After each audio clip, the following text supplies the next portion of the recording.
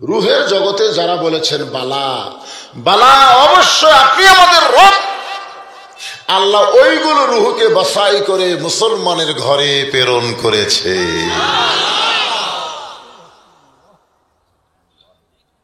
আল্লাহর কোনো হিংসা আছে নাকি? হিন্দু বৌদ্ধ খ্রিস্টানরা বলবে আল্লাহর হিংসা আছে রে, আল্লাহ আমাকে ওরকম মুসলমানের ঘর পাঠালেই তো আমরা মুসলমান হতাম। এত সহজ না। আমাদের রুহের জগৎ থেকে আল্লাহর সঙ্গে মিলে মিশে আছে। সুবহানাল্লাহ করেন না কেন? এই রুহগুলো দুনিয়াতে এসে মুসলমানের ঘরে জন্ম নেওয়ার পরে রুহগুলোর অবস্থা কি হলো খেয়াল করে দেখে। একটা হিন্দু জন্ম দিল সন্তানকে, মুসলমানের বাড়িতে লালন পালন করতে দিল। জন্মকে দিছে হিন্দু, হিন্দু আল্লাহ জন্ম দেয় লাম ইয়ালিদ ওয়া লাম ইউলাদ। একবার পড়লে 10 পারা কোরআনের সওয়াব। নাম কি? সূরা ইখলাস। 114টা সূরা আপনারা কোরআনে দেখবেন, প্রত্যেক সূরার নাম সূরার ভিতরে আছে, কিন্তু ইখলাস নাম কিন্তু কুল হল্লার মধ্যে নাই। আছে? কোরআন পড়েন আপনারা? পড়েন না তো, খালি শোনেন। আবু জেহেল কিন্তু কোরআন পড়েনি, খালি শুনিছে। সকালবেলা বলতেছে এত সুন্দর কোরআনের বাণী, রাতটা কোন দিক দিয়ে গেছে আমি বুঝবারই পারি না। সুবহানাল্লাহ হবেন না? একটা কাঠটা কাফের কোরআনের পক্ষে কি বলতেছে যে এত সুন্দর কোরআনের বাণী, রাতটা কোন দিক দিয়ে গেল আমি বুঝবারও পারিনি। তার মানে বোঝা গেল আবু জেহেল কোরআন শোনার পক্ষে ছিল। কিন্তু আপনাকে অনেক আবু জেহেল আছে যারা বেলার মধ্যে ঘুরতেছে, এখন পর্যন্ত সামিয়ানার ভিতরে আসেনি। ধরে কার কথা ঠিক কিনা? আপনারা বলেন তো কারা ভালো? এই হিসাবে দেখা যাচ্ছে ওই আবু জেহেলের চাইতে ওরা খারাপ। وقال الذين كفروا لا تسمعوا لهذا القرآن والغوا فيه لعلكم تغلبون।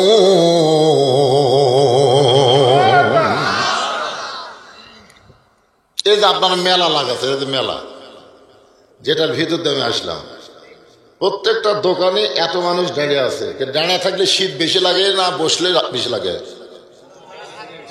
হায় হায়, এমন ভাবে তাকে আছে।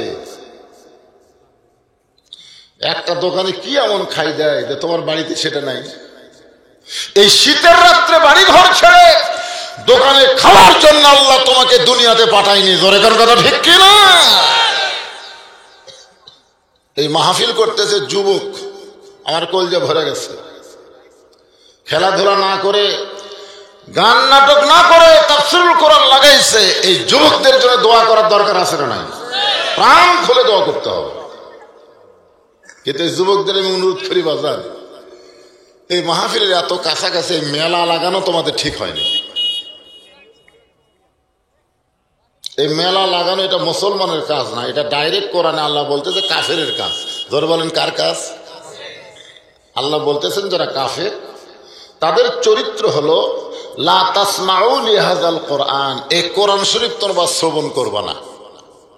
অলগাউ ফীহি লাআল্লাকুম তাগলিবুন, আশেপাশে মেলা লাগাবা, দোকান দিবা, খেলাধুলা করবে, যাতে করে অনেক মানুষ বাড়ি থেকে কোরআনের জন্য বের হবে, কিন্তু মাঝখানে তারা কোরআনের মাহফিল আসবে না, রাস্তার মধ্যে মেলার মধ্যে ঘুরবে।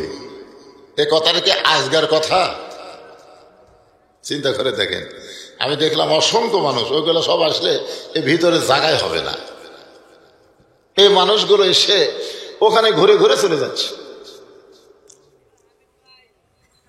আপনাদেরও মাহফিল কমিটির উচিত হলো যে তোরা সেই সন্ধ্যা থেকে রাত 9টা পর্যন্ত ব্যবসা করলে আর করিস না। দোকানদারের উচিত হলো সারা জীবন ব্যবসা করবেন। আজকে কোরআনের মাহফিলে ব্যবসা করা জায়েজ না হারাম? এ করে বলেন, ফতোয়া দেন, জায়েজ না হারাম? হারাম কাজ করতেছে। আশ্চর্য। করেন, অসুবিধা নাই। আবু জেহেল তাও কোরআন শুনিছে, এরা তো আবু জেহেলেরও বাপ।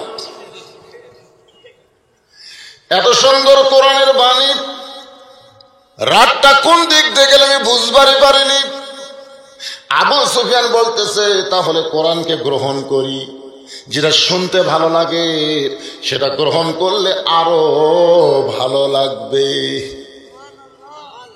আবু সুফিয়ান আবু জেহেলকে বলতেছে, শুনলেই যদি রাত কোন দিকটা যায় বোঝা যায় না, তাহলে সেইটা গ্রহণ করি। গ্রহণ একটা হলো শোনা, আর একটা হলো এরকম গ্রহণ করা।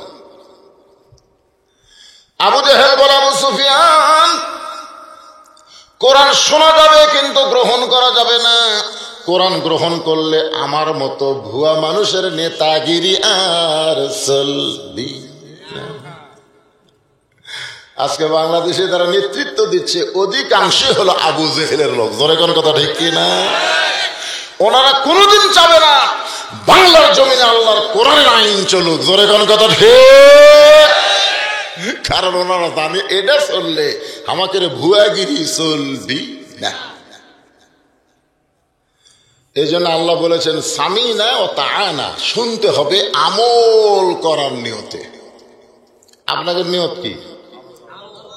এই যুবকেরা কথা কও না কেন? রাত 3টা পর্যন্ত বিশ্বকাপের খেলা দেখছে, আর ফজরের সময় ল্যাপের মধ্যে ঘুম পাড়ছে নাকি? তোমরা সেই যুবক।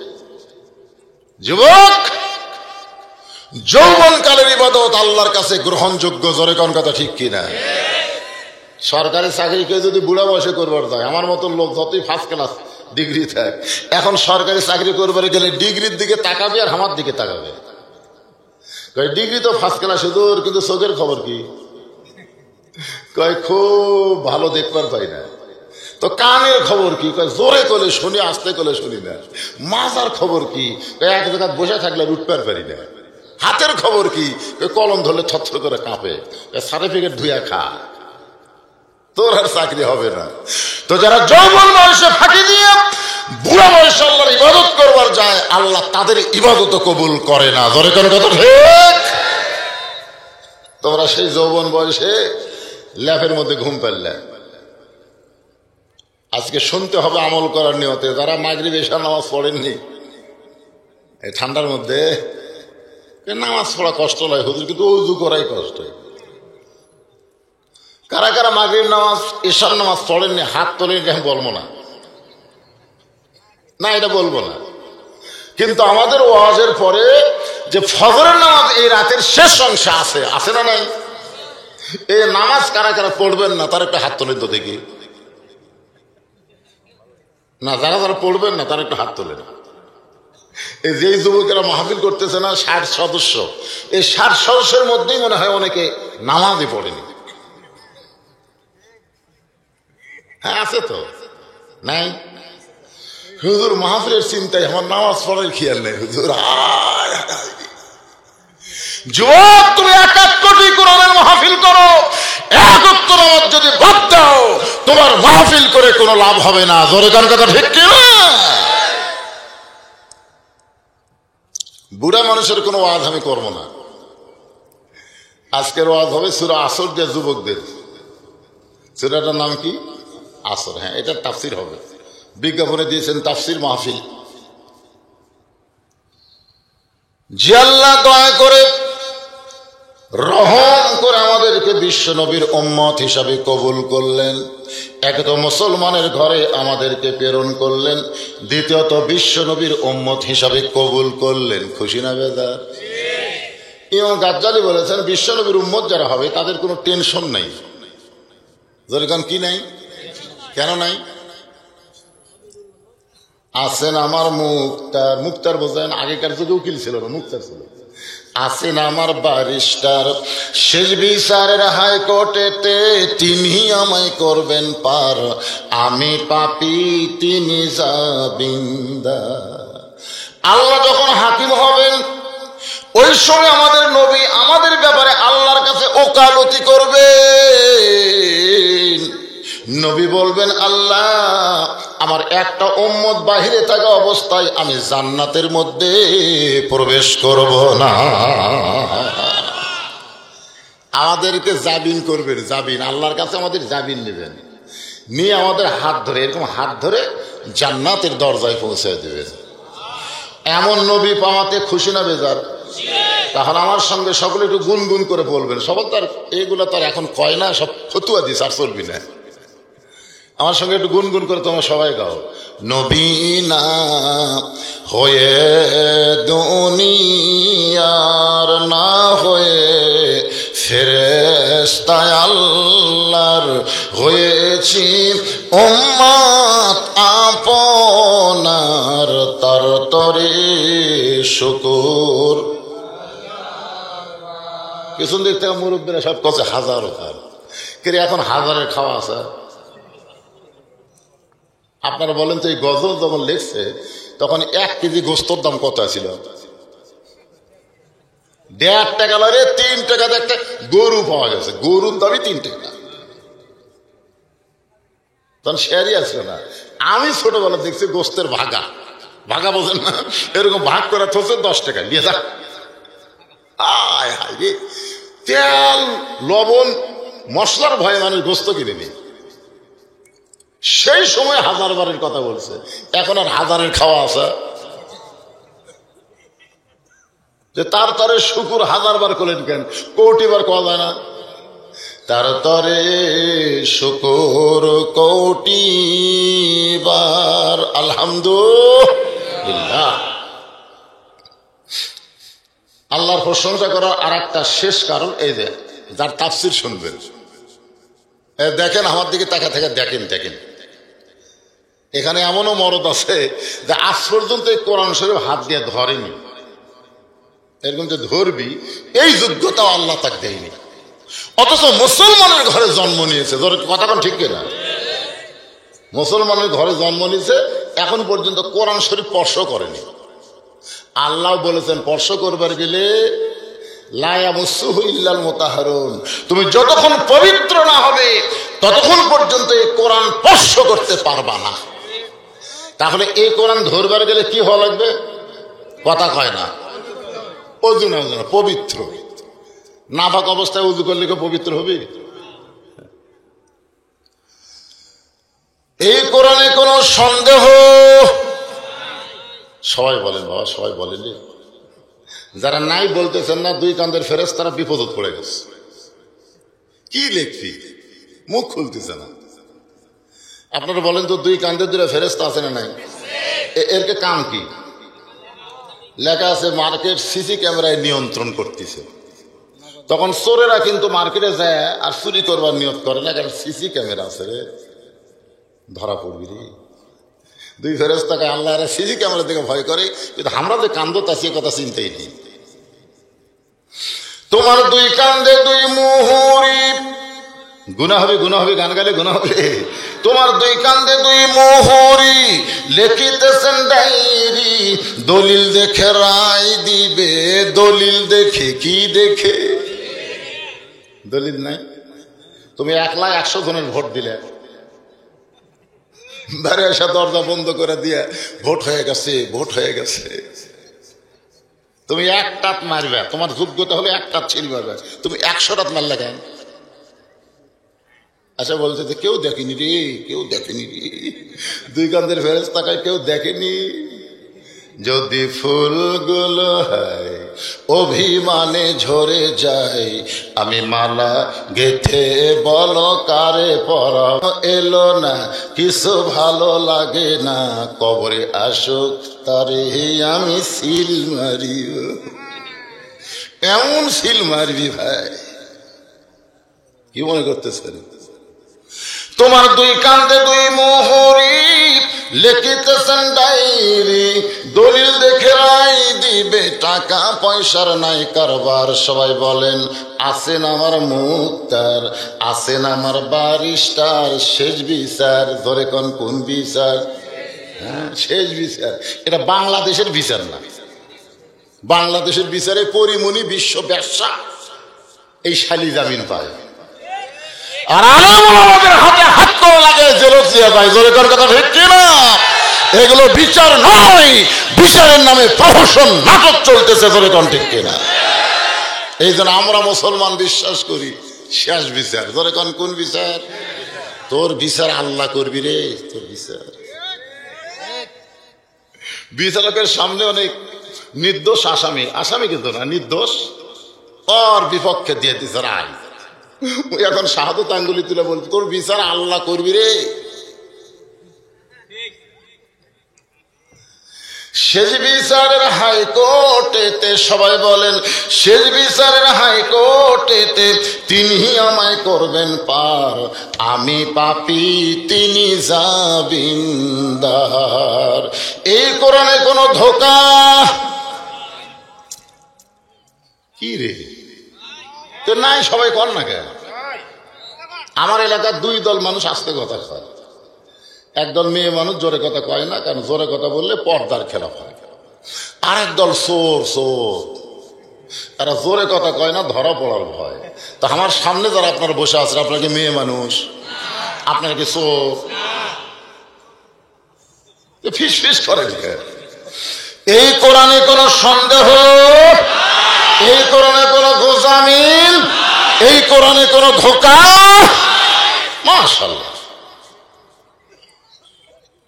আপনারা কি মনে করছেন যে বক্তার ওয়াজ শুনবি আমাকে শীত লাগবে? এলা শীত লাগানো ওয়াজ আমি করি না, কিছুক্ষণ পরে দেখবেন গাও ঘামতিছে। কি খালি বক্তা একলাই ওয়াজ করবি টাকা লিখছে দেখে? আপনারা মহা করবেন। আসে আল্লাহ বলতেছেন ওয়াল আসর ইন্নাল ইনসানা লাফি খুসর ইল্লাল্লাযীনা আমানু ওয়া আমিলুস সালিহাতি ওয়া তাওয়াসাউ বিল হক ওয়া তাওয়াসাউ বিল হক। হক হক বুঝেন? আজিজুল হক, মামুনুল হক, কুল জাল হক ওয়া যাহাকাল বাতিল ইন্নাল বাতিলা কানা যাহুকা। হক বোঝে? বুখারী শরীফের যিনি বাংলা অনুবাদ করছেন, সে আজিজুল হক জেলের মধ্যে ছিল, পেশাব করার ওযু করার পানি দেয়নি।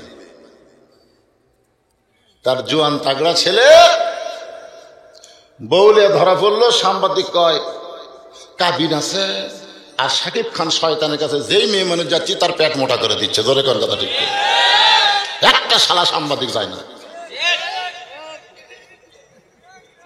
অতাওয়া সাওবে সবর, এই চারটা বিষয় আজকে ওয়াজ হবে ফাটাফাটি। ধরে কোন কি? ধরে কোন কি ওয়াজ হবে? ফাটাফাটি। হ্যাঁ, একটু মনোযোগ দিয়ে শুনবেন। আসর মানে সময়। ধরে কোন আসর মানে কি? এই সূরাটা আল্লাহ যখন নাজিল করেছেন তখন মক্কার সময় ভালো ছিল না। সময় মানে বুঝতেছেন? সময় বর্তমান সময় বাংলাদেশের কেমন চলতেছে। যেমন মক্কায় খারাপ সময় ছিল, বর্তমান 90% মুসলমানের দেশে তার চাইতেও খারাপ সময় চলতেছে। সময়ের কসম করলেন আল্লাহ। সময়ের দাম আছে না নাই? আব্দুল আলিম সময় লিয়ে একটা গান গাছে, সময় লিয়া। আরে আমি যেগুলো গান গামো একটা সব গানই কোরআনের গান। আজে বাদে কাঁচা বাদাম সাদা কালা ফেটে দেয়, এলা গান না। মিশা মায়াই বন্দি থাইকা, মিশে মায়াই বন্দি থাইকা করলাম কত খেলা, পশ্চিমে তাকিয়া দেখো তোমার, পশ্চিমে তাকিয়া দেখো তোমার সময়ের ডুইবা যাবে বেলা। আজকে যে দিনটা আমাকে চলে গেল, যে সময়টা আমাদের কাছ থেকে বিদায় নিল 24 ঘন্টা, আপনার বলেন তো শত কাঁদলেও এই সময় আর ফেরত পাওয়া যাবে?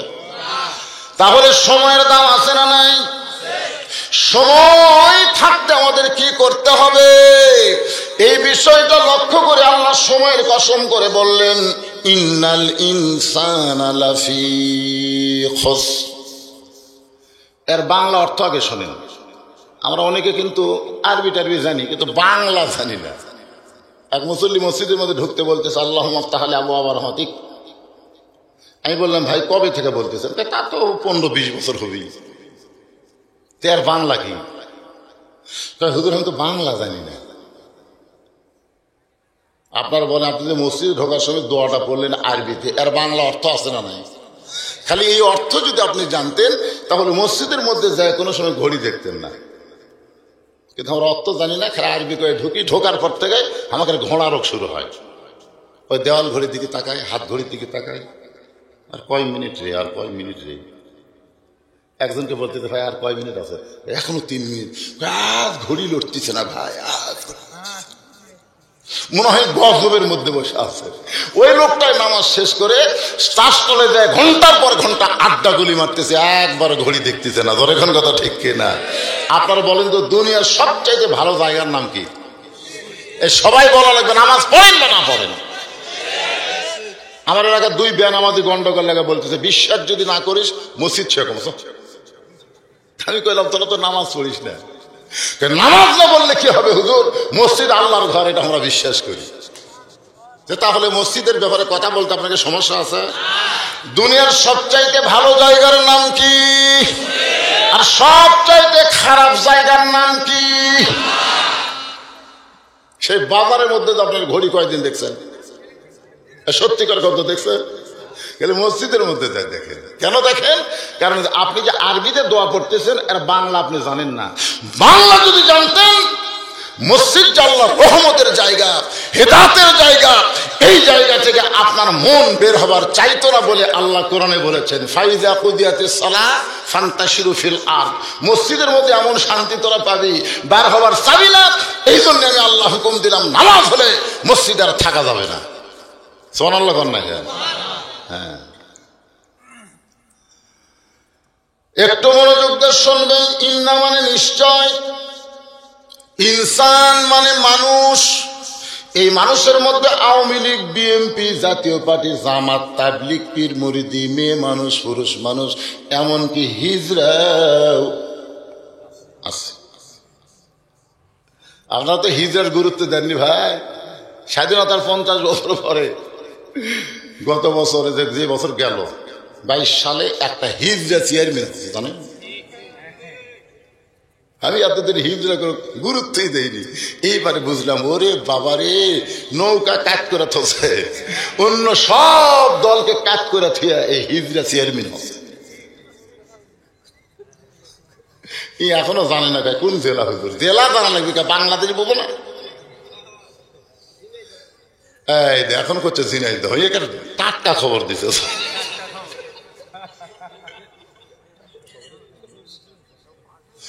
এখন বলে মানুষের মধ্যে সব ধরনের মানুষ আছে না নাই? আমি মসজিদে ঢুকবো, বুঝলেন, ঢোকার সময় দেখি 3 মুসল্লি খালি ঘড়ি দেখতেছে, মানে জামাতের সময় হচ্ছে, একটা হুজুরও নেই। কয় মুসল্লি খালি ঘড়ি দেখতেছে, কিন্তু একটা হুজুরও নাই। মানে ওরা যে নামাজ পড়াবে সেই রকম কেউ নাই।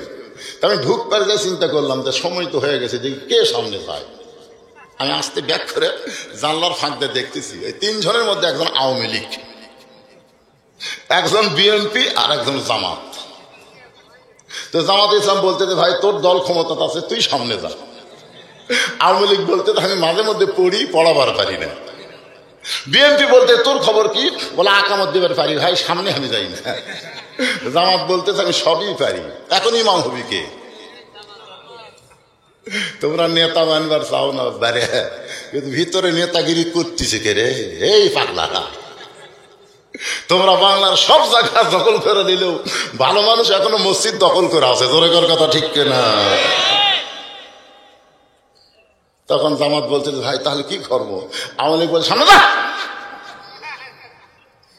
ভাই আমি কিন্তু যুদ্ধ অপরাধী রে, তোরা কি নিয়ত করবি? নিয়ত কি করবো? একটু দায়িত্ব বিহার ইমাম বলে আমাকে নেতা বানাবি।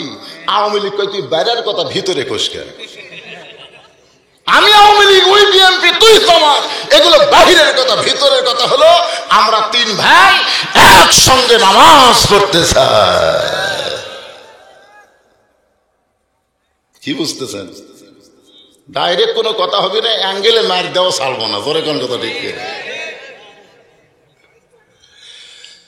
এখন চিন্তা করেন, ইনসান মানে মানুষ, লাফি মানে ভিতরে, খসরুন মানে ক্ষতি, একত্রে অর্থ হলো নিশ্চয় মানুষগুলো ক্ষতির ভিতরে।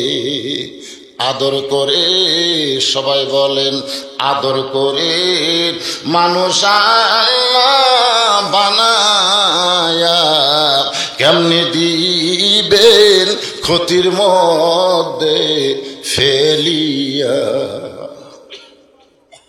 ইবলিসকে আল্লাহ ডাক দিয়ে বললো, কে ইবলিস, এই তুই আমার আদমক সেজদা করলি না কেন? সব ফেরেশতা সেজদা করলো, আর তুই কেন করলি না? ইবলিস বলতেছে, আল্লাহ 6 লক্ষ বছর যে কপাল আপনাকে সেজদা দিছে, এই কপাল আপনি ছাড়া অন্য কাউকে সেজদা দিবে না। আল্লাহ কাই তো মস্ত বড় ইমানদার রে, আল্লাহ ছাড়া কাকু সেজদা দিবি না।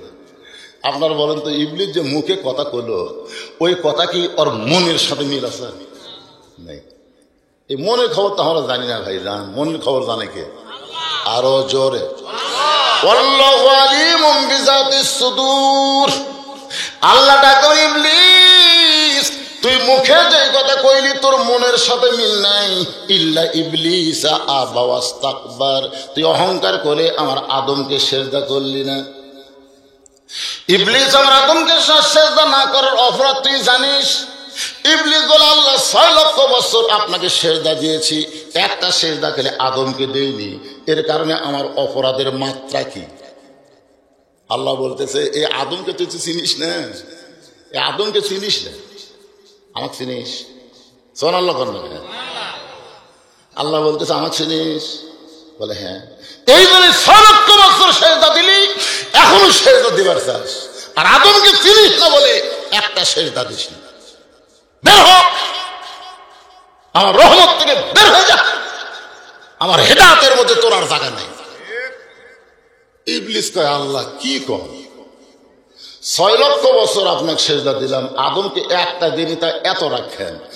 আল্লাহ বলে, ইবলিস তুই তাকে সেজদা দিসনি, তারে তুই চিনিস না। ইবলিস বলে, আল্লাহ আদমকে চিনতে গেলে কি করা লাগবে? আল্লাহ বলে, তাহলে শোন, আমি আল্লাহ আমাকে ভালোবাসি এর চাইতে আদমকে আরো বেশি। আমি আল্লাহ তাআলা আমার চাইতে আমার আদমকে বেশি ভালোবাসি। আর এই বেশি ভালোবাসার কারণে একটা সেজদা না দেওয়াতে তোর 6 লক্ষ বছর সেজদা আমি আল্লাহ রাগ করে বাতিল করে দিয়েছি। এখন বলেন, মানুষের দাম কম না বেশি? আর সেই মানুষকে আল্লাহ বলতেছেন, নিশ্চয় মানুষগুলো ক্ষতির ভিতরে। চিন্তা করার দরকার আছে না নাই? খুব চিন্তা করা লাগবে। এখানে আলেম ওলামা যারা আছে তারা বুঝতেছেন, কোরআন শরীফে যেখানে ইবাদতের কথা আছে সেখানে আল্লাহ কি বলছেন? ওমা খালাকতুল জিন্না ওয়াল ইনসা ইল্লা লিয়াবুদুন, জিন এবং মানুষকে আমি আমার ইবাদতের জন্য সৃষ্টি করেছি। তাহলে ইবাদতের কথা বলার সময় আল্লাহ জিন ইনসান একত্র করলেন, আর ক্ষতির কথা বলার সময় আল্লাহ জিনক বাদ দিলেন। এখানে আল্লাহর বলা দরকার ছিল ওই আয়াত অনুযায়ী, কি বলা দরকার ছিল? ইন্নাল জিন্না ওয়াল ইনসানা লাফি খুসর, নিশ্চয় জিন এবং মানুষ ক্ষতির ভিতরে। কিন্তু আল্লাহ এখানে জিনক বাদ দিলেন কেন? ইবাদতের সময় আল্লাহ জিন মানুষ একত্র করলেন, আর ক্ষতির কথা বলার সময় আল্লাহ জিনক বাদ দিল কেন? আপনারা কি জানেন? না জানলেন ডাইরেক্ট বলবেন জানি না। সবাই জবান খুলে বলেন জানেন, আরো জোরে। না না করলে হবে না, কবেন জানি না, তাই করবেন। আপনারা কি জানেন? তাহলে জানার দরকার আছে না নাই? এই জানানোর জন্যই সুদূর কাহালু থেকে আমি এই শীতের মধ্যে আপনাদের কাছে আইছি। অনেকে বলে হুজুর আমি আপনাদের বলতেছি, আপনি এলাকি বলবি নাই, দরকার আছে না নাই? এই গুলজারের বাড়ি কোথায়? আমার ভাসতে, হ্যাঁ আমার ভাসতে, সবগুলাই জুয়ান বক্তা আমার ভাসতে। আমি এর চাইতে যারা ছোট তারা হলো আমার লাতি। অনেক বক্তারা আমার দাদা করে কয়, কেউ চাচা করে কয়। আপনাকে এলাকার দেখে আপনারা হয়তো গুরুত্ব কম দিচ্ছেন, কিন্তু এই গুলজার যে ফাটাফাটি ওয়াজ করে গোটা বাংলাদেশে, তা আপনারা জানেন? জানেন না, জানেন না, জানেন না, জানেন? হাইরে, এর ওয়াজের মধ্যে কোনো আঁক ঝাঁক নাই, ডাইরেক্ট মার দেয়। জোরেক্ষণ কথা ঠিক করে মাঝে মধ্যে আমারই চিন্তা হয় কি দে হবি ভাই, ইমান আবার ধরা খায়। কিন্তু আমার বাপদার আজকে একটা ওয়াজ করতে ভুল করছে। সেই ভুলটা হলো, মেয়ে মানুষ যে বসে আছে ওর মনেই নেই। আমি অনেকক্ষণ ওয়াজ করলাম, আর চিন্তা করলাম ভুলেও কি একটা বার মেয়ে মানুষের ওয়াজ করবি না? এরা তো হা করে তাকে আছে ওই প্রজেক্টটা দেখি। আমি কিন্তু সেই বক্তা না, আমার ওয়াজে পুরুষ আর নারী একসাথে একাকার হয়ে ওয়াজ হবে। তোর কোন কথা ঠিক? কেন ওরা ঘরের গুলো যদি ভালো না হয়, আমরা বেড়ার লোক ভালো হয়ে কর্ম কি? আমার মা বোনের যারা পর্দা আছেন, একটু ধৈর্য নিয়ে বসে থাকেন। আপনাদের জন্য ওয়াজ হবে আজকে সূরা আসরের ভিতরে দিয়া। আল্লাহ বললেন মানুষগুলো ক্ষতির ভিতরে, বলার কারণ হলো মানুষকে আল্লাহ এত ভালোবাসে এই মানুষ যেন ক্ষতির মধ্যে না পড়ে। ছেলে যখন দোকান করে তখন বাবা কি কয়, এই দোকান করে তো লাভ হবে, এই দোকান করে তো লাভ হবে। ছেলে কয় আব্বা কি কয়, ব্যবসা করতেছে লাভের জন্য। বাপ কয় হ্যাঁ লাভের সাথে ক্ষতি বেশি দেখতেছে রে, বর্তমান যে হারে বাকি খায়। আসলেই তাই, জোরে কোন ঠিক কিনা? বাকি খায় না। দোকানদার রাস্তাত কানতেছে, মুসা নবী বলে কান্দিস কেন? বলে কান্দার কারণ হলো ফেরাউনের বাবুর্চি বাকি খাতে খাতে আমার দোকান শেষ। চালিয়ে কয় আমার দল ক্ষমতা আছে তোকে তুলে দেব, আমার দল ক্ষমতা আছে তোকে তুলে দেব। তো মুসা বলতেছে কোথায় বাবুর্চি? ও যে যাচ্ছে, দৌড়ে গিয়ে সামনে দাঁড়ায় বলে টেকে দে, এই টেকে দে। বাবুর্চি কয় তুই কে রে, আমাকে চিনিস? আমার দল এখন ক্ষমতা আছে। মুসা বলতেছে আমার আল্লাহ এখন ক্ষমতা আছে। তোর দল আর আমার আল্লাহ কার ক্ষমতা বেশি? যারা বর্তমান দলের ক্ষমতা দেখায় এরা হলো ফেরাউনের বাবুর্চি। জোরে বলেন কার বাবুর্চি? আর যারা বিশ্বাস করে তাবারাকাল্লাযী বিয়াদিহিল মুলকু ওয়া হুয়া আলা কুল্লি শাইইন কাদির, মারছে সব। যারা আল্লাহ ক্ষমতায় আছে তার হাতত কম, জোর কম, কম না বেশি? মারছে সর, এক সরই মরছে। তোর দল বলো ক্ষমতা, তা তুই মরলু কে? তাহলে বাবা কিন্তু চিন্তা করে ছেলে যে দোকান দিল লাভের চাইতে ক্ষতির বেশি। আল্লাহ বান্দাকে মানুষকে এত ভালোবাসে এই জন্য আগে ক্ষতির কথা বলে আমাদেরকে সতর্ক করতেছে। ধরে কারণ সুবহানাল্লাহ।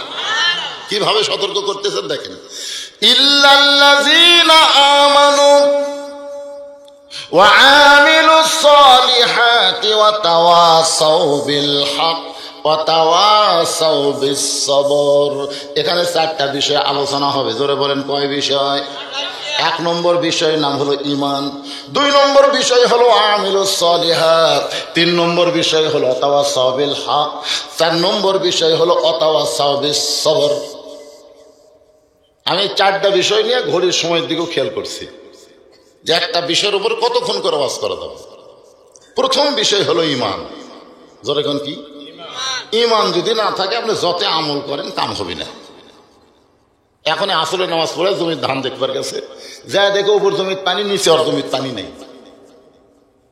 ওপর জমির পানি চলমল করতেছে, নিচে আর জমির পানি নেই। এখনই কিন্তু আসলে নামাজ পড়ছে। কোন নামাজ? চারিদিকে তাকাচ্ছে,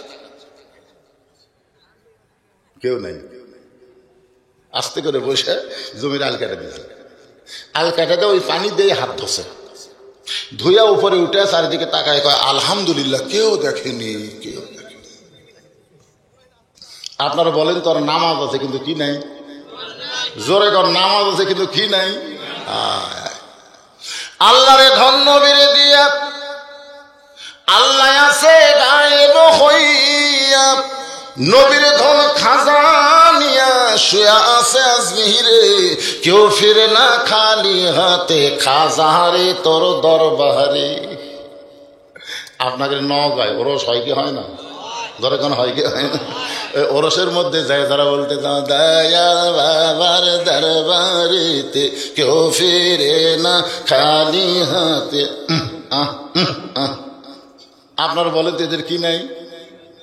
কথা কন না কেন, কি নাই? কারণ ইমানদার ইয়াকা নাবুদু ওয়া ইয়াকা নাস্তাইন। ইমানদারকে যা উকিল বলতেছে, ভাই ভাই আপনার তো ফাঁসি হবে, এই ফাঁসি থেকে বাঁচতে গেলে একটা উপায় আছে। ইমানদার বলতেছে কি উপায়? উপায় হলো রাষ্ট্রপতির কাছে দরখাস্ত রাখেন, রাষ্ট্রপতি দয়া করে যদি ফাঁসির দণ্ড মওকুফ করে দেয় আপনার কিন্তু আর কোনো টেনশন নাই। ইমানদার মানে উকিল। উকিলকে ক্ষমতায় থাকা অবস্থায় মরা দেখছি। ইমানদার উকিলকে কি বলতেছে, দরখাস্ত না লেখে কি বলতেছে, উকিল রে আমি আমার জীবনে 3টা রাষ্ট্রপতিকে ক্ষমতায় থাকা অবস্থায় মরা দেখছি। একটা হলো বঙ্গবন্ধু শেখ মুজিবুর রহমান, একটা হলো জিয়াউর রহমান, একটা হলো জিল্লুর রহমান। ক্ষমতায় থাকতে যারা মরে তাদের কাছে দরখাস্ত কোনো ইমানদার করতে পারে না।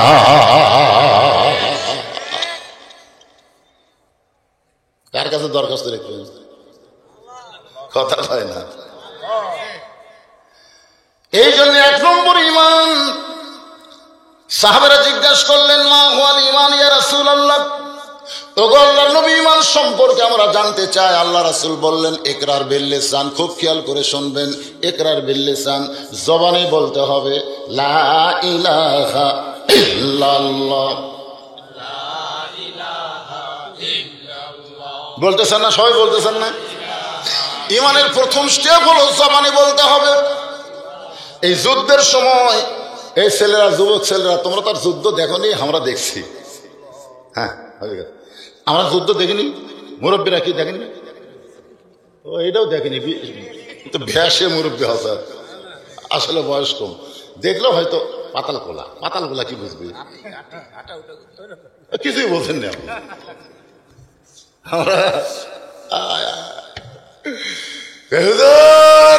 এক যুবক ভাষণ দিচ্ছে, ভারত যদি আমাদের সহযোগিতা না করত আমরা বাংলাদেশের স্বাধীন সূর্য দেখতে পেতাম না। আমি বললাম, পাগলা, সূরা নসর পড়। ইজা জা নাসরুল্লাহি ওয়াল ফাত, বিজয়ের একটা সূরা আছে, তার নাম হলো সূরা নসর, ওটা পড়। কোন মুসলমান ইমানের দাবিতে বলতে পারে না ভারত আমাদের সহযোগিতা করেছে, একমাত্র সাহায্যকারী হলেন আমার আল্লাহ। জোরে কর কথা ঠিক না? যারা বলে ভারত আমাদের সহযোগিতা করেছে, ওরা এই সহযোগিতা করার উপকারে গোটা বাংলাদেশ দিবার চায়। লিয়া যা শালা শয়তানেরা। একটু মনোযোগ দিয়ে শুনবেন। আমার এলাকার অনেক হিন্দুরা ইকরার বিল লিসান, লা ইলাহা ইল্লাল্লাহ, লা ইলাহা ইল্লাল্লাহ, লা ইলাহা ইল্লাল্লাহ, এই জিকির করছে যুদ্ধের সময়। আমরা মুসলমান যত করিনি তার চাইতে বেশি জিকির করছে হিন্দুরা। করেনি? বাজন করেনি? এক হিন্দু আমাকে একদিন বলতেছে, হুজুর মুসলমানের কলমার দাম আছে। আমি বললাম, তুমি হিন্দু হয়ে মুসলমানের কলমার দাম কেমনে বোঝো? বলে, যুদ্ধের সময় বুঝেছি হুজুর, এই কলমা মুখে থাকার কারণে ওরা আমাকে গুলি করেনি। আমি কইলাম, কলমা মুখে থাকার কারণে যদি মিলিটারি তোমাদের গুলি না করে, এই বিশ্বাস যদি কলিজার মধ্যে রাখো, তাহলে আর একটু বিশ্বাসটা মজবুত করে বলো, এই কলেমা যদি কলিজার মধ্যে থাকে তাহলে জাহান্নামের আগুন থেকে আল্লাহ তোমাদের বাঁচায়া দিবে। মুখের কলেমা আর কলিজার কলেমা। রাসূল বললেন, তাসদিক বিল জানান। ইমানের দ্বিতীয় স্টেপ হলো কলিজার মধ্যে কলেমার জায়গা দেওয়া লাগবে। আর কলিজার মধ্যে কলেমার জায়গা যখন কোনো মুসলমান দেবে, ওই মুসলমান মরে যাবে, জীবন দিবে, কিন্তু এক মুহূর্তের জন্য বাতিলের সঙ্গে আপোষ করবে না। কার সাথে আপোষ করবি না? জোরে বলেন। মরে যাবে, কিন্তু বাতিলের সঙ্গে আপোষ করবে না। রোম সম্রাট কাইসার 3 জন মুসলমানকে ধরে নিয়ে গেছিল তার রাজ দরবারে। 3 জন ধরে নিয়ে গিয়ে বলতেছে, সৈন্যরা, 3টা মুসলমানকে আমি দেখতেছি। সৈন্যগুলো বলতেছে, জাহাপনা হুকুম দেন, হুকুম দেন, এদের আমরা শেষ করে দিই। রোম সম্রাট কাইসার বললেন, জীবনে বহু যুদ্ধ করছি, কিন্তু আজকে একটা নতুন যুদ্ধ করব। সমস্ত সৈন্যগুলো হাঁ করে বলতেছে, লক্ষ লক্ষ আপনার সৈন্য আর 3টা মুসলমান, এর সাথে আবার কি নতুন যুদ্ধ?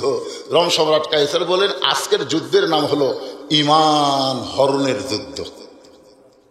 আজকে বাংলাদেশে মেসি নেইমারকে নিয়ে, আর্জেন্টিনা ব্রাজিলকে নিয়ে যারা পাগল হয়েছে, অবশ্যই তাদের ঈমান হরণ হয়ে গেছে। জোরে কর কথা ঠিক, কথা কর না কেন? এই যুবকের, এই তুমি মেসির জার্সি পরছ, তুমি নেইমারের জার্সি পরছো, তুমি হাসান হোসেন জার্সি পরো। তুমি জানো সাইদের স্বভাবে আহলে জান্নাত হাসান হোসেন।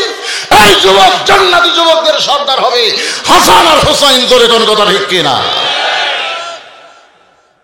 তুমি হাসান হোসেনের জার্সি পড়ো না, মেসি নেইমারের জার্সি পড়ে তুমি মুসলমান। এটার নামই হলো ইমান হরণের যুদ্ধ। ফিল খালি, কলেজের ফিল খালি গেলে যুবকেরা কোথায় গেল? হুজুর দেখবার চাইলে গাছতলায় যান। গাছতলার যায় দিকে সব যুবক মোনাজাত করতেছে। কি করতেছে? মোনাজাত করতেছে মোবাইল দিয়ে। এখনকার ছেলেদের হাতে স্ক্রিন টাচ মোবাইল থাকার অর্থই হলো তাদের ঈমান হরণ হয়ে গেছে। জোরে কোন কথা কথা কন না, কথা কন না। স্বয়ং জিবরাইল এসেও যদি আমার জায়গায় বসে ওয়াজ করে, এখনকার যুবকরা ভালো হবে না, ভালো হবে না। এদেরকে ভালো হওয়ার কোন ওয়াজ বাংলাদেশে নাই। এদেরকে ভালো করতে গেলে একটা মাত্র ওয়াজ, সে ওয়াজটা হলো অনুনাজ্জিলু মিনাল কুরআনি মা হুয়া শিফাউ ওয়া রাহমাতুল লিল মুমিনিন। এই কোরআনকে আল্লাহ নাজিল করেছেন যাবত রোগের ঔষধ হিসাবে। সুবহানাল্লাহ। এই সন্ন্যাসা যুবকদেরকে যদি লাইনে আনতে চান, একমাত্র কোরআন ছাড়া এদেরকে লাইনে আনা সম্ভব। এই জন্য আমরা সকলে বলবো, জবান খুলে বলবো, সব সমস্যার সমাধান। আমি কিন্তু স্লোগান দেওয়ার আগে বলছি জবান খুলে বলবো, জবান খুলতেছেন না কে ভাই? এই কোরআনের পক্ষে যারা স্লোগান দেবেন না, মরার 3 দিন আগে আপনাদের জবান বন্ধ হবে। হাত আছে, চোখ আছে, পা আছে, কিন্তু জবান নাই। সবাই বলে লোকটা সবই ঠিক আছে পারে, তাহলে জবান নাই। কেন নাই? স্লোগান দেয়। আল্লাহ রাসূল বলেছেন, কোন ব্যক্তি সারা জীবন যদি পাপ করে আর মরার সময় জবান খুলে আল্লাহ আল্লাহ আল্লাহ আল্লাহ করে যদি মারা যায়, শুধু আল্লাহ আল্লাহ বলে মরার কারণে আল্লাহ তার জীবনের সব গুনাহ মাফ করে দেয়। এটা কোন সময়? মরার সময়। আল্লাহ রাসূল বলেছেন, কোন ব্যক্তি যদি সারা জীবন সওয়াব করে কিন্তু মরার সময় জবান বন্ধ, মানে জবান খুলতেছে না, আল্লাহ রাসূল বলে আর সব নেক কাজ আল্লাহ ধ্বংস করে দিচ্ছে, ওই বেঈমান হয়ে মারা গেল। তা আপনারা মরার সময় জবান কি বন্ধ রাখতে চান না খুলবার চান? তাহলে গলা খাকারে দেন।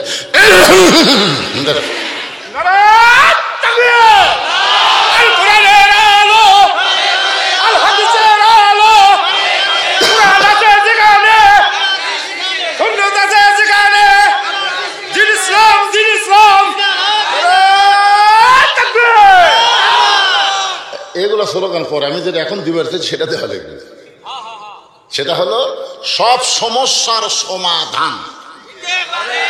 এই যে যুবকরা যে নষ্ট হয়ে গেছে, নামাজ পড়তেছে না, মোবাইল দেখতেছে, ফজরে নামাজ সময় ল্যাপের মধ্যে চাউলের বস্তা ঢাকা থাকার মতন মনে হচ্ছে, তো এইগুলো সব সমস্যার সমাধান দিতে পারে কে? কোরআন।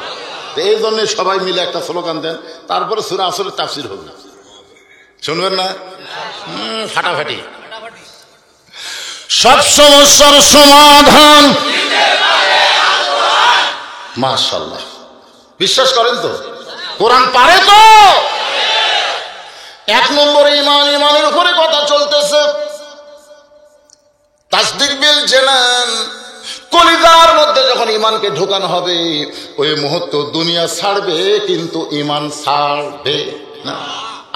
আপনি সত্যি করে বলেন তো, আমাদের কাছে ঈমানের দাম বেশি না জীবনের দাম বেশি? অনেক মানুষ কিন্তু বলে জীবন বাঁচান ফরজ হুজুর, জীবন বাঁচান ফরজ, জীবন বাঁচান ফরজ।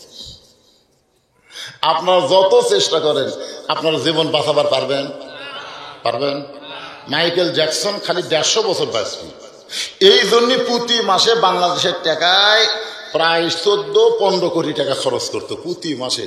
13-14টা ডাক্তার রাখছেন, তারা সবসময় খেলে আমার বডি চেক আপ করবো, রক্ত পরীক্ষা করবো, কিডনি পরীক্ষা করবো, সব পরীক্ষা করে আমার বাঁচা আছে 150 বছর। এতগুলো ডাক্তার এত চিকিৎসা করার পরেও মরে গেছে 49 বছর বয়সে। যখন কয় 50।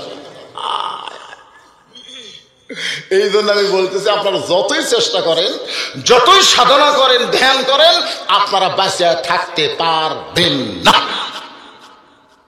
কিন্তু একটু চেষ্টা করলে আমরা আমাদের ঈমান বাঁচাবার পারবো। তাহলে যেটা বাঁচাবার পারবো সেটার চেষ্টা করব, যেটা বাঁচাবার পারবো না তাই চেষ্টা করবো। এ কথা কন না কেন, কথা কন না কেন? আমরা জীবন বাঁচাবার পারবো কিন্তু ইমান বাঁচাবার পারবো। কেমনে ইমান বাঁচাতে হয় এটা বোঝানোর জন্য বলতেছি। রোম সম্রাট কাইসার বললেন, এই ইমান হরণের যুদ্ধ আমি শুরু করে দিলাম। সৈন্যগুলো বলে, কেমনে শুরু করবেন? বিশাল একটা আগুনের চুলা দাউ দাউ করে জ্বলতেছে, ওই চুলার উপরে এক ডেকচি তেল, কয়েক মন, নিচের তাপে তেলগুলো টকবক টকবক করতেছে। রোম সম্রাট কাইসার বললেন, আমি তিনজনকে একসঙ্গে মারবো না, একজনের মারা দেখে আর দুইজন যখন বলবে আল্লাহ রাসূল মানি না, তাহলে আজকের যুদ্ধে আমার বিজয় হয়ে গেল। তিনজন মুসলমান একজন মুসলমানকে আগুনের চুলার দিকে যখন নিয়ে যাচ্ছে, ওই দুইজন মুসলমান কান্দার বলে, ভাই একই সঙ্গে ধরা পড়লাম, কিন্তু আপনাকে এখন হত্যা করবে, এই দৃশ্য আমরা নিজের চোখে কেমনে দেখব? বড় ভাই মুচকি মুচকি হাসে আর বলে, তোদের যদি ইমান থাকে তাহলে চোখ বন্ধ করে দেখ, আমি আগুনের চুলার মধ্যে যাব না, আল্লাহ পাক আমাকে জান্নাতে নিয়ে যাচ্ছে। তোদের দুই চোখে দেখতে পাচ্ছিস আমি মরে যাব, কিন্তু আল্লাহর কোরআনের দিকে তাকায় দেখ। আল্লাহ বলেছেন, ওয়ালা তাকুলু লিমান ইউকতালু ফি সাবিলিল্লাহি আমওয়াতুন বাল আহইয়াউ ওয়ালাকিন লা তাশউরুন। আল্লাহ রাস্তায় যাদেরকে হত্যা করা হয় এরা মরে না রে, এরাই হলো জীবিত। কারবালার প্রান্তে হোসেন রাদিয়াল্লাহু আনহুকে হত্যা করে দেহ পড়ে আছে কারবালায়, আর মাথা নিয়ে গেছে দামেস্কে। কোথায় নিয়ে গেছে? তখন ইয়াজিদ ক্ষমতার চেয়ারে বসা আছে, ক্ষমতার চেয়ার। ক্ষমতার একটা চেয়ার বোঝেন না, একটা কি পেশ, ক্ষমতার চেয়ারে বসে ইয়াজিদের হাতে একটা লাঠি ছিল, ওই লাঠি তখন হোসেন রাদিয়াল্লাহর মুখের মধ্যে, তখন তো দেহ নাই খালি মাথা, ওই মুখের মধ্যে লাঠি ঢুকাই কয়, হোসেন হোসেন খালি জেদ করে শেষ হয়ে গেলি রে, আমি তোকে বলেছিলাম মক্কা মদিনার ইমামতি তুই করবি আর আমি হব রাষ্ট্রপতি, তুই খালি জেদ করলি, ওর আজকে তোর অবস্থা কি হলো? তুই শেষ আর আমি দেখ ক্ষমতার চেয়ারে। এ কথা 3 বার বলতেছে। প্রত্যেকটা সাহাবী, অনেক সাহাবী ছিল, তারা মাথা নিচু করে ইয়াজিদের কথায় কেউ কিছু বলতেছে না, কারণ সবাই জানে, কিন্তু বললি তার অবস্থা খেয়াল করলো, ইমানের খেয়াল করলো না। সাহাবী রে সাহাবী, চিন্তা করে দেখেন পরিবেশ খারাপ হলে তখন কি হয়। এমন সময় 80 বছরের একজন বুড়ো মানুষ আনাস ইবনে মালিক দাঁড়িয়ে বলেন, ইয়াজিদ ক্ষমতার চেয়ার পাইয়া ভালো মানুষকে হত্যা করে তুমি বলতেছো হোসেন শেষ হয়ে গেল। আসলে হোসেন শেষ হয়নি রে ইয়াজিদ, তুমি শেষ হয়ে গেলে, আর হোসেন চিরতরে জীবন পেয়ে গেল। মাত্র 5 বছর পর ইয়াজিদ শেষ। আমার এলাকার এক আকাশচন্দ্র, তার বেটা আমাকে দিয়েছে, মামা দোয়া করে, হিন্দুরা ওকে চলে বলে দোয়ালে। আমি বললাম দোয়া লাগবে না, তোর বেটার নাম খালি ইয়াজিদ তো। ওই আমার কাছ থেকে কাড়ালে কয়, মামা আপনি কি বলেন, আমি হিন্দু হওয়ার পারি তাই বলে একটা পাপিষ্ট ইয়াজিদের নাম থবো? আমি বললাম দেখ, একটা হিন্দু পর্যন্ত তার বেটার নাম ইয়াজিদ হয় না রে। ইয়াজিদ এমন মরা মরিছে যে একটা হিন্দু পর্যন্ত পছন্দ করতেছে না, তোরে করবো না। কি কি বুঝতেছে? একটু মনোযোগ দিয়ে কথাগুলো শুনবেন। তাসদিক বিল জানান, কলিজার ঈমান কারে বলে? বড় ভাইকে হত্যা করল আগুনের চুলার ভিতরে, এখন মেজো ভাই নিজের চোখে দেখছে বড় ভাই আগুনের চুলার মধ্যে দেহ ঢুকছে, কিন্তু পাখিটা ইল্লিন নামক জান্নাতের বাগানে চলে গেছে। নিজের চোখে দেখছে দেহ আগুনের চুলার মধ্যে পড়ছে, আর ভিতরে যে পাখি পাখি। আপনার কি বুঝতেছেন? দেহর কোনো দাম আছে? খাঁচার কোনো দাম নাই। মন তুই রইলি খাঁচার আসে, খাঁচা যে তোর কাঁচা বাসে, কোন দিন খাঁচা পড়বে খসে, কোন দিন খাঁচা পড়বে খসে, ফকির লালন কয় খাঁচার ভিতর অসীন পাখি কেমনে আসে যায়। কি সেই খাঁসালিয়া কি বাহাদুরি আমার চিনিস? তুই তোর মায়ের পেটে কি আসবি রে মরদ? এই বার হইয়া 3-4 মাস 1 বছর পর্যন্ত পেশাব করে মা যদি টান না দিত ওই পেশাবই খাসে। জোর কথা ঠিক ঠিকই। তোর অতীতে পায়খানার থেকে টান না দিলে তুই পায়খানা খাওয়া মরদ। জোরে কর কথা ঠিক কি? তোর ভবিষ্যৎ হলো মসজিদের খাটনি। তোর ভবিষ্যৎ মসজিদের খাটনি। রঙিন জার্সি খোলে সাদা কাফনের কাপড় চকলেটের মতন মুড়ায় ফেলবে। জোরে কোন কথা ঠিক কিনা? অতীতে তুমি পায়খানা খাওয়া মরদ, আর ভবিষ্যতে তুমি খাটনির উপর লাশ। বর্তমানে কি হইল রে? কি হসো তুমি? কি হসো? একটু মনোযোগ দিয়ে শুনবেন। দ্বিতীয় ভাই আগুনের চূড়ার দিকে গেল, তাকেও হত্যা করা হলো। রোম সম্রাট কাইসার মাথার চুলের মধ্যে হাত দা বলতেছে, আজকের যুদ্ধে আমার পরাজয় হবে, কারণ 2 জন যখন চলে গেল আর একজন যাওয়ার জন্য ছটফট করতেছে। এই যুদ্ধে আমি বিজয় লাভ করলাম না। রোম সম্রাট কাইসারের পাদ্রী বলে, যাব না, এই যুদ্ধে আপনি বিজয় লাভ করবেন। এই যুদ্ধে আপনি বিজয় লাভ করবেন, এর চাইতে বেশি আগুনের মধ্যে এই 3 নম্বর যুবককে ফেলে দেওয়া লাগবে। কাইসার চিৎকার করে বলে, এর চাইতে বড় আগুন, বেশি আগুন দুনিয়া তার কি আছে? পাদ্রী বলতেছে, এর চাইতে বেশি আগুন হলো পরিমণি। কেন যুবকেরা পরিমণি বোঝা? রূপে আমার আগুন জ্বলে, যৌবন ভরায় অঙ্গে, প্রেমের সুদা পান করেছি, হাইরে আমার দিওয়ানা। কি বুঝতেছেন? এখনকার যুবকদেরকে ঈমান নষ্ট করতে হলে বেপরদা পরিমণির পাগলা বানাতে হবে। জোরে কোন কথা ঠিক করে কথা বল লাগে। এই মায়েরা, এই পর্দার অন্তরে বসে যারা ওয়াজ শুনতেছেন, ও আমিলুস সলিহার মধ্যে এসে আপনাদের ওয়াজ হবে। ঈমানের উপর কথা বলতেছি। ঈমানের শেষ পর্যায়ে হলো আমল বিল আরকান। শুধু মুখে বললে হবে না, কলিজার মধ্যে জায়গা দিলে হবে না, আমলের মাধ্যমে আমি যে ঈমানদার এইটা প্রকাশ করতে হবে।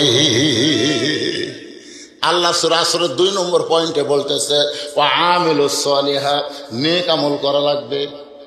আপনারা বলেন, দুনিয়াতে ঈমানদারের জন্য যত আমল রয়েছে তার মধ্যে 1 নম্বর নেক আমলের নাম কি?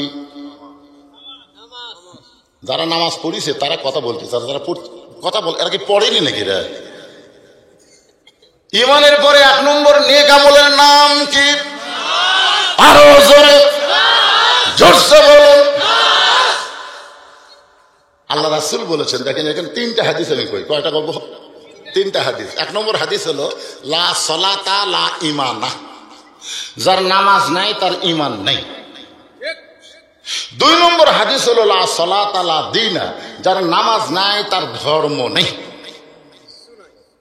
3 নম্বর হাদিস হলো বাইনাল আবদি ওয়াল কুফরি তরকুস সালাত, বান্দা আর কাফেরের মধ্যে পৃথক করার জিনিসটার নামই হলো নামাজ। যারা নামাজ পড়বে তারা হলো বান্দা, আর যারা নামাজ পড়বে না তারা হলো, জোরে কন বারে, জোরে কন রে। এই দূরে কি বেনামাজি উঠতেছে নাকি? ওই যে দূরে, আশ্চর্য কথা। আমি বাংলাদেশের বহু জায়গায় দেখছি, আমি যদি ফাতেমার ওয়াজ করি, কবরের ওয়াজ করি, হাসান হোসেন ওয়াজ করি, মানুষ খালি মাটি কামড়া শোনে, কিন্তু যে নামাজের কথা বলবার যায় তখনই কে রে। এই বাংলাদেশের 2টা ওয়াজ মানুষ খাবার চায় না, একটা হলো সুদের ওয়াজ আর একটা হলো নামাজের ওয়াজ। আমি চিন্তা করে দেখলাম, সুদ খাওয়া যে কি পাপ ভাই। এক জায়গায় কেবল বলতেছি, সুদের 1 নম্বর পাপ হলো আল্লাহর সঙ্গে যুদ্ধ করা, আর সবচেয়ে নিম্ন পাপ হলো এমন কথা রাসূল বলছে, যদি বলতো ভাবির সাথে, শালীর সাথে, তাও মানা যেত। এমন কথা বলছে নিজের গর্ভধারিণী মায়ের সাথে। আর কলজা ফেটা যায় রে। এইটা কিভাবে সম্ভব? এটা কিভাবে সম্ভব? আমি কেবল এই সুদের ওয়াজ করে ধরছি ভাই। আরে আমার 2 পাশে 2 জন বসে আছে, সালাতে সুদ খায়, তারা জানি না, বুঝলেন? ওরা 2 জন আমার স্লিপ দিতে হুজুর ওয়াজ পাল্টান, আর জনগণ খালি বলছে এটাই হবি, মানে বুঝবার পারছে এই 2 শালা সুদ খায়।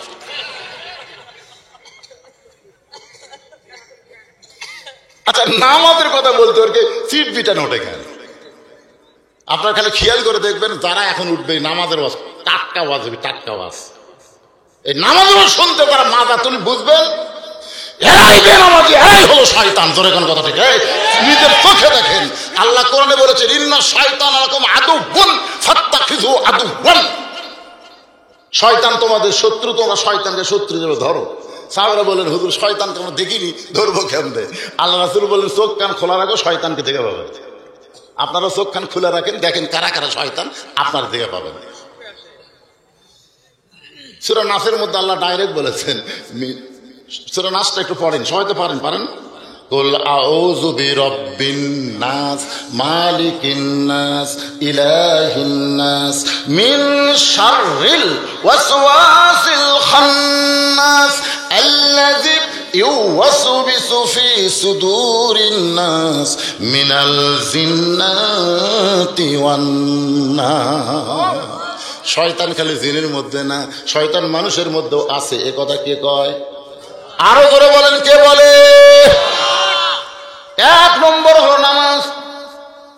একজন আমাকে বলতে, হুজুর আমি হয়তো 5 ওয়াক্ত পড়ি না, জুম্মার নামাজ পড়ি, আমার খবর কি? আল্লাহ বলবে, জুম্মার নামাজ যারা পড়েছ তোমাদের সকলকে আমি আল্লাহ জান্নাত দিলাম, যাও। সমস্ত জুম্মা পাঠিয়ে জান্নাতের দিকে দৌড় মারবে। জান্নাতের দরজা দিয়ে দেখবে বিশাল একটা তালা ঝুলানো আছে, দরজাতে একটা বিশাল একটা তালা। এখন বলবে, আল্লাহ আপনি আমাকে জান্নাত দিলেন, কিন্তু জান্নাতের দরজায় যে তালা দেখতেছি। আল্লাহ বলে, খোঁজ করে দেখ, চাবি তোদের কাছে আছে। এবার জুমার নামাজের পার্টিরা খোঁজ করে দেখবে, একটা চাবি আছে, ওই চাবি তালার মধ্যে ঢুকবে কিন্তু ঘুরবে না। আল্লাহ আল্লাহ চাবি ঢুকছে কিন্তু ঘোরে না। আল্লাহ আল্লাহ দেখ, চাবির মধ্যে 5টা দাগ আছে, পাগলা বের করে দেখতো, 5টা দাগ আছে। একটা দাগ হলো ফজরের, একটা জোহরের, একটা আসরের, একটা মাগরিবের, একটা এশার। দেখতো দাগগুলো আছে কিনা। না আল্লাহ আমাকে চাবি খালি সমান, আল্লাহ দাগ তো নেই। আল্লাহ কয়, দেখছিস ঠিকই, ফেরত আন। জুম্মার নামাজ দেখালে জান্নাত দেখা হবে, ভিতরে ঢোকা যাবি না। জান্নাতে ঢুকতে গেলে 5 ওয়াক্ত নামাজ লাগবি রে, 5টা দাগ থাকা লাগবে। এই জুম্মা পেটেরা, এই খালি জান্নাত দেখবার পাবা, কিন্তু ঢুকবার পারবা না। রাসূল বলেছে, আসসালাতু মিফতাহুল জান্নাহ, নামাজ হচ্ছে বেহেশতের চাবি। এই জন্য আমাদের নামাজের দরকার আছে না নাই? আল্লাহ কোরআনে বললেন, ইন্নাস সালাতা তানহা আনিল ফাহশাই ওয়াল মুনকার। একমাত্র নামাজই পারে মানুষকে যাবতীয় খারাপি থেকে বাঁচায় দিতে। এই জন্য পুরুষ মানুষের 1 নম্বর নেক আমলের নাম হলো নামাজ। ধরে তার নাম কি? নামাজ। আমার মা বোনেরা যারা পর্দায় বসে আছেন, আপনাদের জন্য 1 নম্বর নেক আমল কিন্তু নামাজ নয় মা। আপনাদের 1 নম্বর নেক আমলের নাম হলো পর্দা। ধরে বলেন, নাম কি? পর্দা। মায়েরা শোনেন, নামাজ কিন্তু আপনাদের সবসময় পড়া লাগে না। মাসে 3 দিন 5 দিন 7 দিন একটা অসুখ হয় কি হয় না? অসুখ হলে মেয়ে করে নামাজ পড়া লাগবে, কিন্তু অসুখ হলে পর্দা কথা হয় না, পর্দা করাই লাগবে। বছরে 12 মাস রোজা রাখা লাগবে না, 1 মাস রোজা রাখলে রোজার হক আদায় হবে। কিন্তু পর্দা 1 মাস করলে হবে না, পর্দা 12 মাস করা লাগবে। ধরে কোন ঠিক কিনা? এই জন্য 1 নম্বর মেয়েদের আমলের নাম কি? এই পর্দা সম্পর্কে আমার মা বন্ধুর একটু ওয়াজ শোনাবার চাই। মা শোনেন, যারা বসে আছেন পর্দার অন্তরালে, যদিও বক্তাকে আপনারা দেখবার পাচ্ছেন, অসুবিধা নেই। আমার ওদের বুড়া বক্তা দেখলে কোনো সমস্যা নেই। হ্যাঁ, আমি প্রতিদিন কালো কাপড় পরে আসতাম, আজ পরিনি। কালো কাপড় পরলে আমি মানুষ কালো, কাপড়ও কালো, ওই প্রজেক্টারে ভূতের মতন দেখা গেল। এই কালো বললে আরো ভালো লাগে। আমার মায়েরা যারা পর্দায় আছেন শোনেন, আল্লাহ রাসূল বলেছেন, সাইয়্যিদাতুন নিসায়ে আহলুল জান্নাত, সাইয়্যিদাতুন নিসায়ে আহলুল জান্নাহ, খাতুনে জান্নাত ফাতেমাতুজ যোহরা। জান্নাতি সমস্ত নারীদের নেত্রী, তার নাম কি? আপনারা জানেন না? জোরে বলেন, নাম কি? ফাতেমাতুজ যোহরার ঘরে কতগুলো মেয়ে মানুষ ঢুকবে দেখা করার জন্যে, যিনি জান্নাতি নারীদের নেত্রী হবে তার সঙ্গে একটু দেখা করবে, কিন্তু আয়েশা দেখে দরজাখানা বন্ধ। মেয়েরা দরজায় দাঁড়িয়ে চিন্তা করতেছে আমরা ফাতেমার সঙ্গে দেখা করব, কিন্তু দরজা বন্ধ, ভিতরে কেমনি ঢুকবো। এমন সময় লক্ষ্য করে দেখে ছোট্ট একটা বাচ্চা খেলাধুলা করতেছে, ছোট্ট একটা বাচ্চা খেলাধুলা করতেছে। তো মেয়েদের মধ্যে একজন ডাক দিয়েছে, বাবু বাবু এদিকে আসো তো বাবু। ডাকা মাত্রই চলে আসছে, সুবহানাল্লাহ। কি বুঝতেছেন? ডাকা মাত্রই চলে আসছে। এখন আমাকে বলে ডাকলে আসবি, আগে খেলা আসবে যাদের মা ভালো, সুবহানাল্লাহ। তো সামনে এসে দাঁড়াইছে, মেয়েরা বলতেছে বাবু তোমার নাম কি? তো বলতেছে আমার নাম হলো হোসাইন ইবনে আলী, হোসাইন ইবনে আলী। মেয়েরা মুচকে মুচকে হাসতেছে, বুঝবার পারছে যদিও বাপের নাম বলেছে মায়ের নাম বলে নাই, তারপরে মেয়েরা বুঝবার পারছে এটা কার সন্তান, আলীর না ফাতেমার। এ কথা কন না কেন, কার? হোসাইন কিন্তু বলেছে হোসাইন ইবনে আলী, আমি আলীর সন্তান, কিন্তু মেয়েরা বুঝবার পারছে এটাই হলো ফাতেমার সন্তান।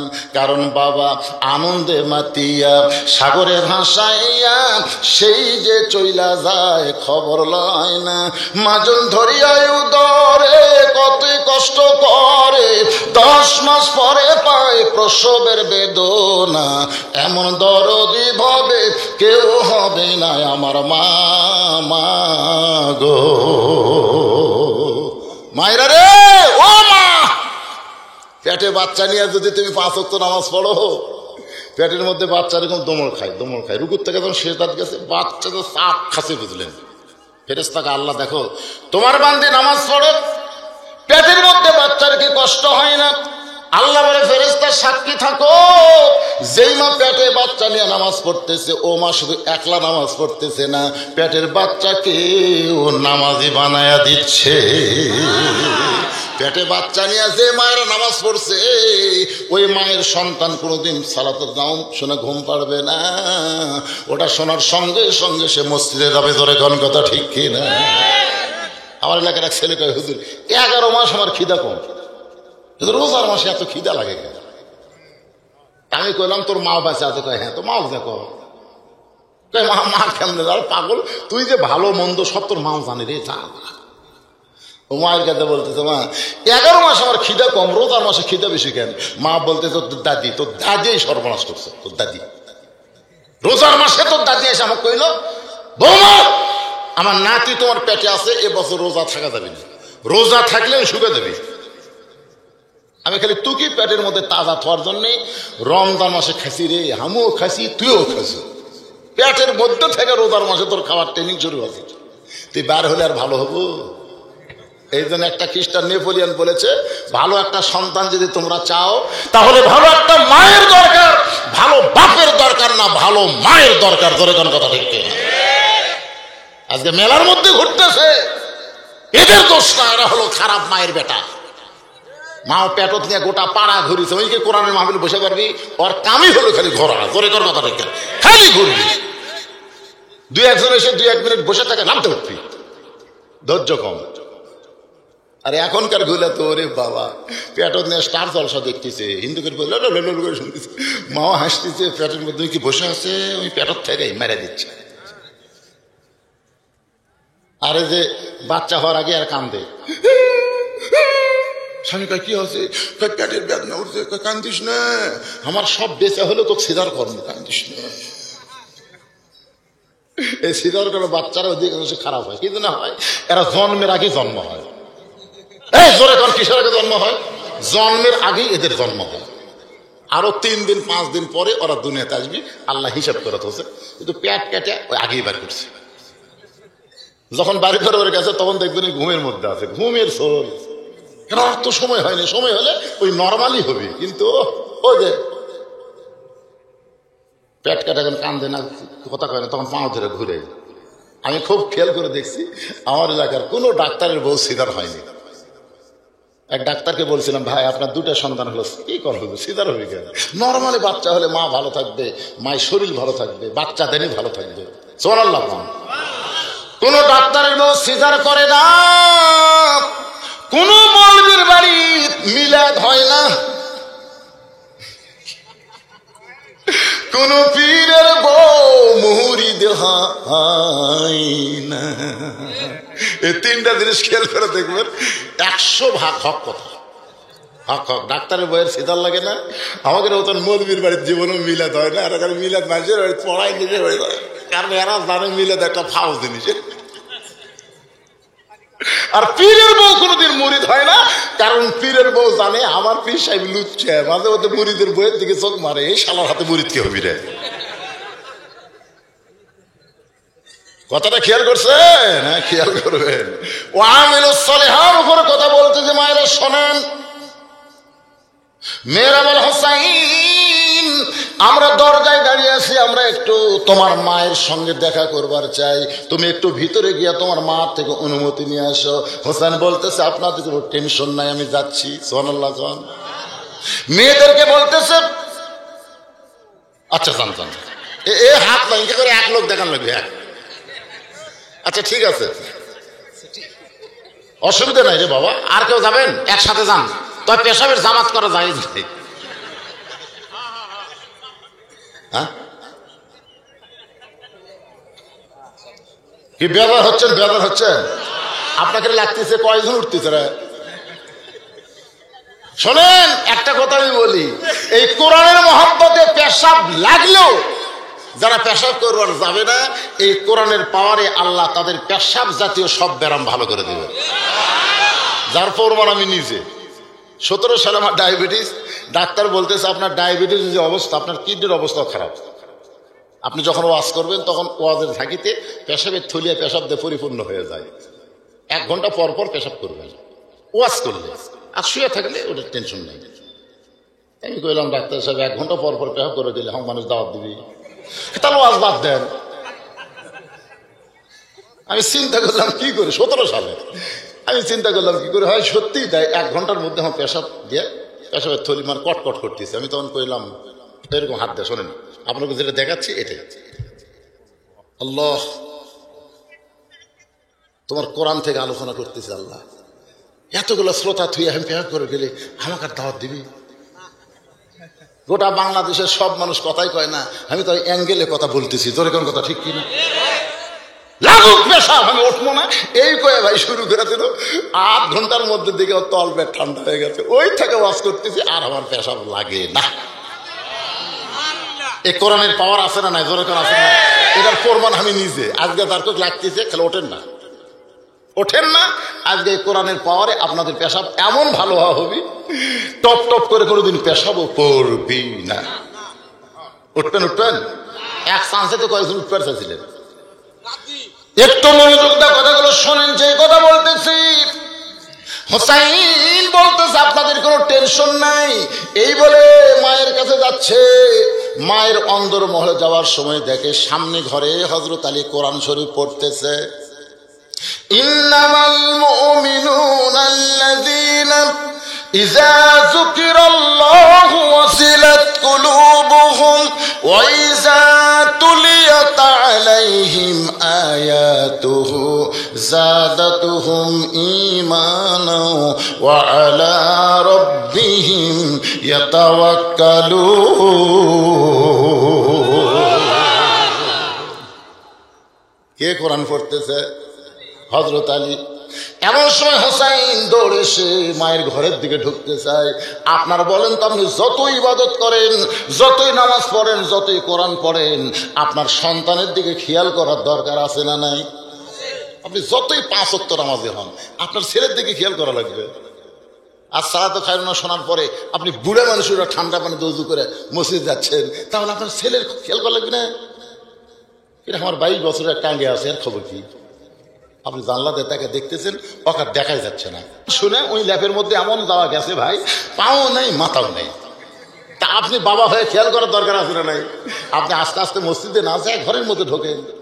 উচিত হলো মসজিদে যাওয়ার আগে ঘরের মধ্যে ঢোকেন, ঢুকে কম্বল টান দেন। যেই কম্বল বাবা টান দিছে দেখে যে ল্যাপের মধ্যে কম্বলের মধ্যে এমন সাইজ হয়ে আছে, সকালবেলা সাইড টিভে কুত্তের সাইজ, বেটা আর কুত্তে একই সাইজ। এখন আপনি কি করবেন? কি করবেন আপনি? আপনার মেয়ে 17 বছরের মেয়ে, গোটা পাড়া ঘুরতেছে হাই হিল পরে কিলকিল করে। আপনার দেখার দরকার আছে না নাই? দরকার আছে না নাই? খেয়াল করতে হবে আপনার মেয়ে কি করতেছে। নবী খেয়াল করেছে, সুবহানাল্লাহ কোন আল্লাহর নবী খেয়াল করেছে 9 বছরের মেয়ে ফাতেমা হাতের মধ্যে চুরি দিয়ে মুচকি মুচকি হাসতেছে। নবী খেয়াল করছে মেয়ে তার চুরি হাতের মধ্যে দিয়ে মুচকি মুচকি হাসতেছে। নবী খেয়াল করার পরে আর নবী ঘরে ঢুকলেন না। নবী যখন ঘরে না ঢুকলো ফাতেমা চিন্তা করতেছেন, বাবা ঘরের মধ্যে ঢুকবার চায়, সেই বাবা কেন ঢুকলো না? বার হয়ে থেকে বারান্দায় নবী কাঁদতেছে। বাবা কি দুঃখ আপনার মনে এমন করে কান্দেন? আল্লাহ নবী বললেন, ফাতেমা যে দুনিয়াতে সাজবে না আল্লাহ তার আখিরাতের শ্বাস কমায়া দিবে। সঙ্গে সঙ্গে ফাতেমা হাতের চুরি খুলে মাটি ঠাইলা দেয়। নবী দৌড়ে গিয়ে চুরি 2টা করে জামার পকেটের মধ্যে ঢুকায়। ফাতেমা বলে, বাবা যেই চুরি হাতে দেওয়ার কারণে ঘরে ঢুকলেন না, বারান্দায় কান্দেন, সেই চুরি ফাইলা দিয়া পকেটে কেন ঢুকাইলেন? রাসূল বলেন, ফাতেমা আয় আয় তুই আমার কাছে আয়। 9 বছরের মেয়েকে কাছে নিয়ে নবী কপালে একটা চুমা দেয়, হাতে একটা চুমা দিয়ে বলে, মারে আমি তোর নিষ্ঠুর বাবা নই, তোর হাতের চুরি দেখলে আমি নিষ্ঠুর না রে মা। একদিন তোর নাকে নাক ফুল পরানো হবে, একদিন তোর কানে কানের দুল পরায় দেব, একদিন তোর গলায় মালা পরানো হবে। ফাতেমা বলে, বাবা কবে কবে বাবা? সেই দিন শুভক্ষণটা কবে? আল্লাহ রাসূল বললেন, যেদিন তোমার বিবাহ হবে। ও ফাতেমা শোনো, নবীর মেয়ে হয়েছে বলে তুমি জান্নাতে যাবে এইটা কখনোই কল্পনা করো না মা। জান্নাতে যদি যাবার চাও জান্নাতের আমল করতে হবে। মেয়েরা সাজতে পারবে এক ব্যক্তির জন্য, সেই ব্যক্তি হলো তার স্বামী রে ফাতেমা। স্বামী ছাড়া অন্য কোনো পুরুষের জন্য নারীদের সাজা চলবে না। তাহলে আপনার মেয়ে 17 বছর তো বিয়ে হয়নি, এই কার জন্য সাজা গুজা ঘুরতে চায়? আপনার বাবা হিসেবে খেয়াল করার দরকার আছে না? না জোরে করে আছেন না? হযরত আলী আল্লাহর কোরআন পড়তেছে, কোরআন শরীফ পড়তেছে, এ কোরআন পড়তে পড়তে খেয়াল করছে যে মায়ের ঘরে ঢুকতেছে, এ হোসেন থাম থাম। হোসেন সঙ্গে সঙ্গে ব্রেক। আলী বলতেছেন, বাইরে খেলাধুলা করতেছিলি, ভালোই তো, তো ভিতরে ঢুকে কি করবার চাস? দৌড় মারতেছিস তোর মায়ের দিকে। হোসেন বলতেছে, আব্বু আব্বু দরজাত কতগুলো মেয়ে মানুষ দাঁড়িয়ে আছে, তারা মার সঙ্গে দেখা করবার চায়, এই জন্য আমি মায়ের কাছে যাচ্ছি অনুমতি নিতে। আলী বলতেছেন, অনুমতি নিবার তো মায়ের কাছে যাচ্ছিস, তোর বয়স কত? তো হোসেন বলতেছে, আমার বয়স আপনি ভালো জানেন। আলী বলতেছেন, এই বয়স এখন তোর বয়স হলো 4 বছর। 4 বছরের বাচ্চারা যখন তখন মায়ের ঘরে ঢোকা যাবে না। সুবহানাল্লাহ কবেন না? কি বুঝতেছেন? 4 বছরের বাচ্চারা যখন তখন বাপের ঘরে ঢুকতে পারবে, কিন্তু মায়ের ঘরে ঢুকতে পারবে না। আপনার ছেলের বয়স যদি 2 বছর হয়, কয় বছর? 24 মাস। 24 মাস পর্যন্ত ছেলে চেতন থাকলেও আপনি বকসুমা খাওয়ার পারবেন না। কয় মাস পর্যন্ত? কতটা খেয়াল থাকবেন? 24 মাস পর্যন্ত ছেলে চেতন আছে, বকসুমা খেলেন। ছেলে খেলে দেখবি আর হাসবি, বুঝবার পারবি না। কিন্তু যেই 25 মাস হবি তখন ওই ছেলের সামনে আপনার বউকে আর আদর করতে পারবেন না, কারণ ওই খালি দেখবি না, ওটা মেমোরির মধ্যে লোড করবি। খালি 2 চোখ দিয়ে দেখবি না, এটা এই জায়গায় লোড করবি। বাইরে যা বলবার পরে, আব্বা তাই মাক চাপা ধরছিল রে, আব্বা তাই মাক চাপা ধরছিল। এটা কয় মাসে বলবি? 25 মাসে। 24 মাস পর্যন্ত, 1 থেকে 24 পর্যন্ত খালি দেখবি, ঠিকই বুঝবি না। আর যেই 24 পার হবি তখন খালি দেখবি না রে, বুঝবি রে। তাহলে হোসেনের বয়স কয় বছর? এখন কয় বছর? 4 বছরের বাচ্চা যখন তখন মায়ের ঘরে ঢুকতে পারবে না। ঢুকবার গেলে বলতে হবে, মা আমি হোসেন আপনার ঘরে ঢুকবার চাই। মা যদি বলে ঢোকো তাহলে কোনো সমস্যা নাই, আর যদি বলে এখন ঢুকতে পারবি না, 2 মিনিট পরে ঢোকা লাগবে, আমার শরীরের কাপড় চোপড় সাইজ নাই। কারণ মেয়েরা তো ঘরের মধ্যে থাকবে না, কি কর? এ কথা কার? অকরনা ফি বুয়ুতিকুন্না ওয়ালা তাবাররুজ তাবাররুজনা তাবাররুজাল জাহিলিয়াতিল উলা। হোসেন, দরজার মেয়েদের জন্য তোমার মায়ের ঘরে ঢুকে অনুমতি চাও, এখন তোমাকে তোমার মা ঢুকতে দিবে কিনা সেই অনুমতি আগে তোমার চাইতে হবে। সুবহানাল্লাহ। আবার যদি মেয়ে বড় হয় তাহলে বাবা ঘরের মধ্যে ঢুকতে গেলে অনুমতি লাগবে। যে মেয়েকে আপনি বুকে রাখছেন, যে মেয়েকে কোলে নিচ্ছেন, যে মেয়েকে চুমা খাচ্ছেন, সেই মেয়ে এখন আপনার বড় হয়ে গেল, আপনি বাবা হয়ে যখন তখন মেয়ের ঘরে ঢুকতে পারবেন না। জোহরের নামাজের পরে নবী আইছে ফাতেমার ঘরের দরজায়, ফাতেমা সকাল থেকে তোর মুখটা দেখিনি মা, একটু দরজা খুলে দে, আমি নবী বাবা হয়ে তোর মুখটা দেখতে চাই। ফাতেমা দরজায় কান্দার বলে, বাবা এখনকার মতো আপনি ফেরত যান, এখনকার মতো আপনি ফেরত যান বাবা, আমি দরজা খুলতে পারবো না। নবী কোনো কথা না বলে নবী ফেরত গেলেন। আসরের নামাজের পরে নবী আবার ফাতেমার দরজায় সালাম দেয়, বলে ফাতেমা রে, জোহরের সময় আমাকে ফেরত দিছিস মা, এখন একটু দরজা খুলে দে, তোর মুখটা না দেখলে আমি শান্তি পাই না। ফাতেমা দরজায় কান্দার বলে, বাবা আপনি কি বোঝেন না বাবা, আপনি কি বোঝেন না আপনার ফাতেমা বড় হয়ে গেছে, এই ফাতেমার পরনে এমন একটা কাপড় আছে গো বাবা, যে কাপড় পরে বাবার জন্য মেয়ে দরজা খুলতে বড় শরম পায়। বাবা আমার হাসান হুসেনের জন্য আমি দরজা খুলতে পারবো না, আপনার জন্য দরজা খোলা যাবে না, তবে হাসান হুসেনের বাবা যদি খুলতে বলে বাবা আমার দরজা খুলতে কোনো আপত্তি নাই। নবী জানলার কাছে গিয়ে বলে, ফাতেমা রে একটু জানলার পাল্লা খুলে দেবা, আমার গায়ের চাদর তোকে দিবার চাই। আল্লাহর নবী শরীরের চাদর খুলে ফাতেমার জন্য জানলায় ধরলেন। ফাতেমা সেই চাদর জানলা দিয়ে নিয়ে পরে আল্লাহর নবীর জন্য দরজা খুলে দিলেন। নবী তাকায় দেখে ফাতেমা মাটির দিকে তাকায় আছে, নবীর চেহারার দিকে তাকায় না। রাসূল বলে, ফাতেমা রে একটা বার কি আমার দিকে দেখবি না? ফাতেমা বলে, বাবা আপনি খালি গায়ে আমার সামনে দাঁড়িয়ে আছেন গো বাবা, আপনার পরনের চাদর গায়ের চাদর আমাকে দিয়েছেন। রাসূল বলে, একটা বার তাকা। যেই মাত্র ফাতেমা নবীর দিকে তাকাইছে, নবী মুস্কি মুস্কি হাসার বলে, ফাতেমা রে আজকে কার জন্য এমন করে সাজছিস মা, তোর চোখের নিচে আমি সুরমা দেখতে পাই। ফাতেমা কান্দে আর বাবার হাতে হাতে বলে, বাবা আপনার চোখ মনে হয় ভুল দেখতেছে, চোখের নিচে সুরমা নয় গো বাবা, আজকে 3 দিন হলে আমার বাড়িতে খাওয়া নাই। ফাতেমা বলে, বাবা না খাওয়ার কারণে আমার চোখের নিচে কালিমা পড়ে গেছে। সঙ্গে সঙ্গে আল্লাহর নবী ফাতেমার হাত ধরে বললেন, মা এই কালিমা যদি মোচন করতে চাস তাহলে 33 বার সুবহানাল্লাহ পড়বি মা, 33 বার আলহামদুলিল্লাহ পড়, 34 বার আল্লাহু আকবার জিকির কর। আমি নবী বলতেছি এই দুনিয়ার সামান্য কষ্ট তুই সহ্য করবি, আল্লাহ তোর জন্য আখিরাতে 8টা জান্নাতের মালিক বানায়া দিবে।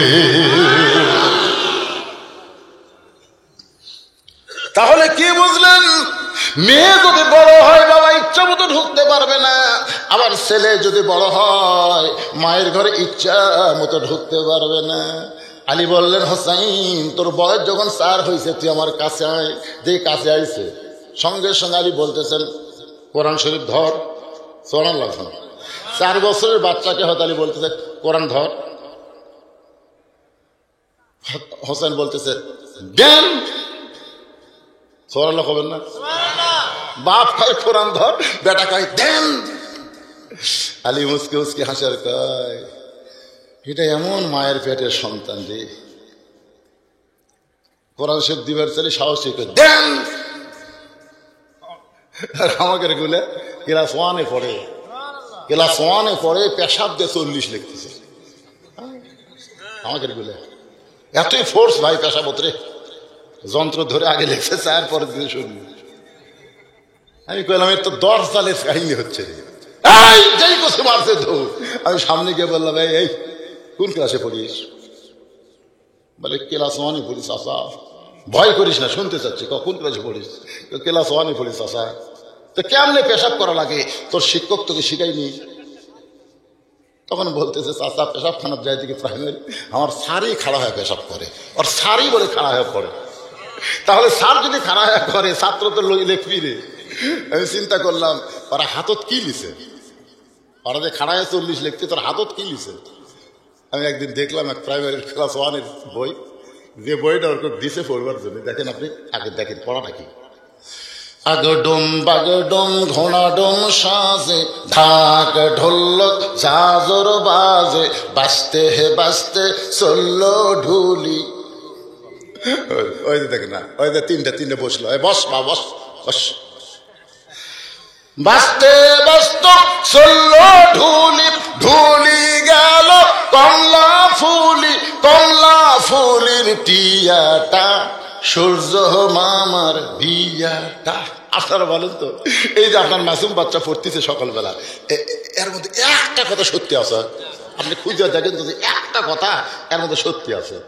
এটা প্রথম পৃষ্ঠা। দ্বিতীয় পৃষ্ঠা উল্টা দেখি, ওরে বাবা আরো মারাত্মক। আইরে আইটিয়ে নায়ে ভরা দিয়ে, নালে গেল বোয়াল মাছে, তাই না দেখে ভধরন আছে। আমি কইলাম আওয়ামী লীগ তো এখনো খেপেনি রে, এটা তো খেপার কথা।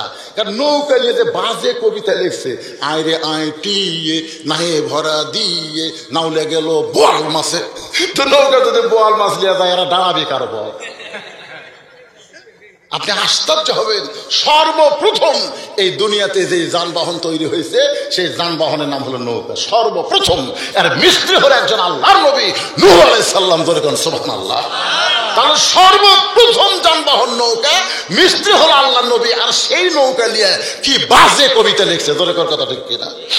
আর সেই কবিতা আপনার সন্তানেরা বই লিয়ে পড়তেছে। এই মালগুলো কি হবি রে? আপনার এলাকার মাদ্রাসা নাই?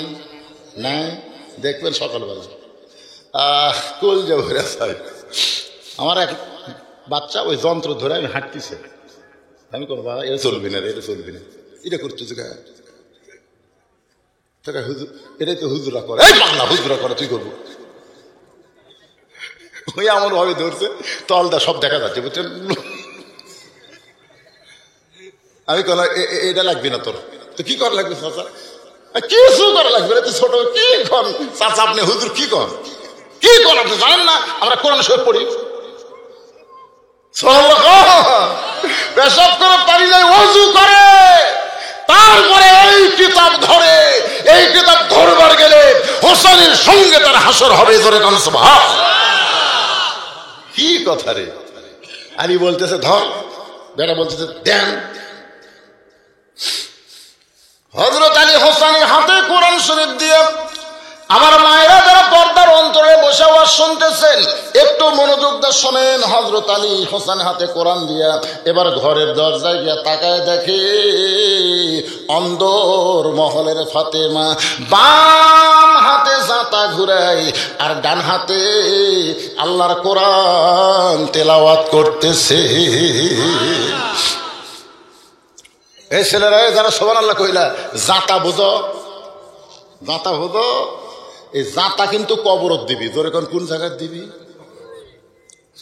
যদি ফুলগুলো হয় অভিমানে ঝরে যায়, আমি মালা গেতে বলো কারে পরাবো, সে যে কেন এলো না কিছু ভালো লাগে না, কবরে আসুক তাদের আল্লাহ জাতা ঘুরাবে।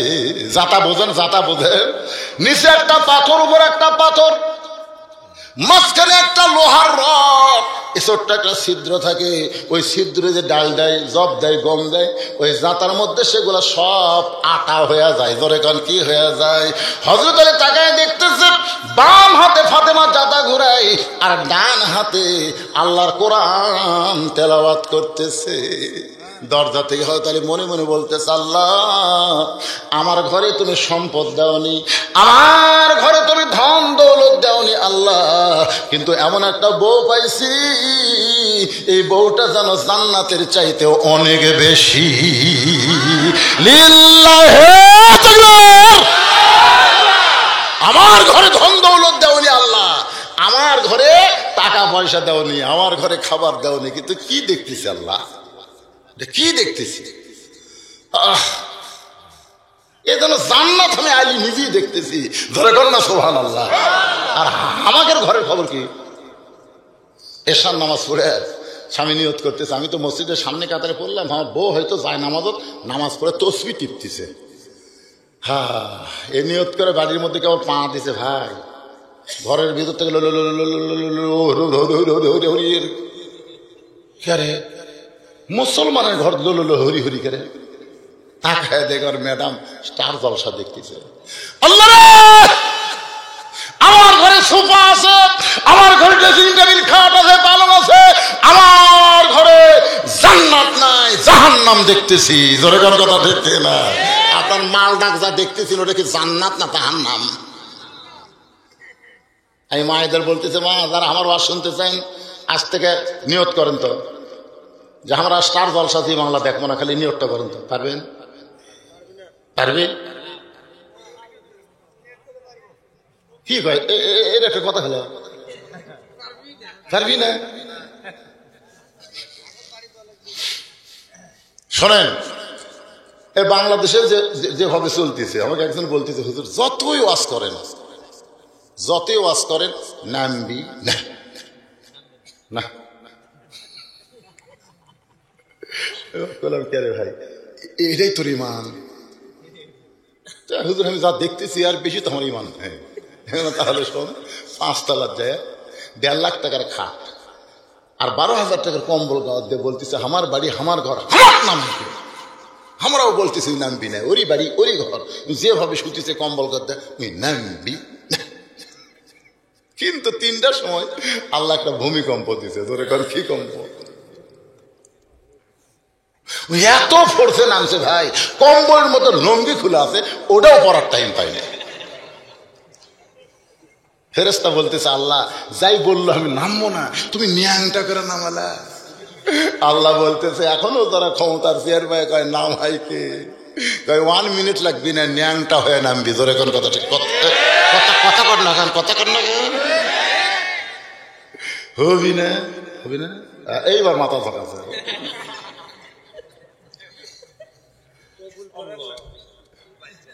খালি বউ দেখবেন, একটা মরদ মানুষ ইচ্ছা করলে 4টা বিয়ে করে পারে। এ শোনেন না, ওরা পারেন চলে যায়, ও ঝামেলা আপনার বাড়ির থেকে চলে যায়, অসুবিধা আছে? আপনি খালি এই কথা বলবেন। এ শোনেন, ক্লিয়ার করে কয়ে দে, একটু মনোযোগ দিয়ে শোনেন না কেন? কয়টা করে পারে? আমার বউ একদিন খালি রাগ করছে। তাই বললাম, শোনো, যত মেয়ে মানুষ আমার ভক্ত, খালি যদি আমি একদিন ফেসবুকে একটা বিজ্ঞপ্তি দিই, এই বুড়া বয়সে একটা সেবার জন্য বিয়ে করবার চাই, আমি মনে করছি কমপক্ষে 100 জন রাজি হবি। বউ দৌড়ে এসে পাও ধরে বলতেছে দরকার নেই। ঠিক বলে হোস না? ঠিক বলে হোস না? ওর কাছে স্টার জলসার দাম বেশি না স্বামীর দাম বেশি? এই স্টার জলসা কোটি কোটি স্বামীর দাম বেশি। একদিন ট্রাই করে দেখেন, যে তুমি যদি স্টার জলসা দেখো তাহলে আমার ঘর তোমাকে নেবো না, তুমি ওই উত্তর সাইডের ঘর থাকো। তাহলে কয়া দেখেন, ওই টিভি লাগতে মারবি না বাবা, আমার স্বামী খানে ছাড়বো না রে। এরা যতই রাগ করুক এখনো স্বামীকে সবচাইতে বেশি ভালোবাসে। সুবহানাল্লাহ করেন না কেন? বিশ্বাস যদি না করেন ট্রাই করে দেখবেন, হবি না এ কথা বলা যাবে না। আল্লাহর বান্দার একটু মনোযোগ দিয়ে শুনবেন। সঙ্গে সঙ্গে হযরত আলীর জবান ফসকে বের হয়ে গেছে, রব্বানা পড়ে নেওয়ার সঙ্গে রব্বানা আতিনা ফিদ দুনিয়া হাসানাতাও ওয়া ফিল আখিরাতি হাসানা ওয়া কিনা আযাবান্নার। সঙ্গে সঙ্গে ফাতেমা দাঁতা ঘুরান বন্ধ। আমি মায়েদের জন্য কিন্তু ওয়াজ করতেছি, মায়েরা একটু মনোযোগ দিয়ে শুনবেন। সঙ্গে সঙ্গে ফাতেমার দাঁতা ঘুরান বন্ধ, কোরআন তেলাওয়াত বন্ধ হয়ে গেছে। দৌড়ে গিয়ে ফাতেমার বুড়া আঙ্গুলে ভর দিয়া হযরত আলীর কপালে একটা চুমা খাইছে। আল্লাহ রাসূল বলেছেন, রে দুনিয়ার স্বামীরা শোনো, যদি তোমরা ওমরা হজের সওয়াব পাওয়ার চাও, মায়ের মুখের দিকে তাকালে, বাবার মুখের দিকে তাকালে কবুল হজের সওয়াব হয়। আর তোমাদের বিবির 2 ভুরুর মাঝখানে এই যে 2টা ভুরু আছে, এই 2টা ভুরুর মাঝখানে যদি ভালোবাসার মহব্বতের একটা চুমা দাও, তোমার আমল নামায় একটা হজের সওয়াব আল্লাহ দিয়া দিবে। সুবহানাল্লাহ তো কোলেন ভাই রে। আপনার বইয়ের ভুরুর সাইজ কিরকম কর পারবেন কোন তো? একটা মরদ কোন তো হুজুর আমার বইয়ের ভুরুর সাইজ চুমাই খাননি তো, চুমাই খাননি খাসেন।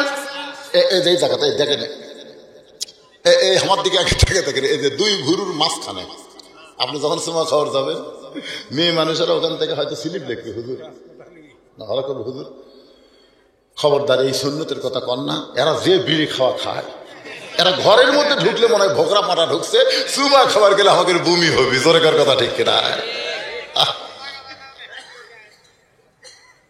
আমার মায়েরা শোনেন, হযরত আলী সঙ্গে সঙ্গে ফাতেমার কপালে চুমা দেয়া বলে, ফাতেমা তুমি জাতা ঘুরাচ্ছিলা, কোরআন তেলাওয়াত করতেছিলা, হঠাৎ তুমি সেইগুলা বাদ দিয়ে আমার সামনে দাঁড়ালে কেন?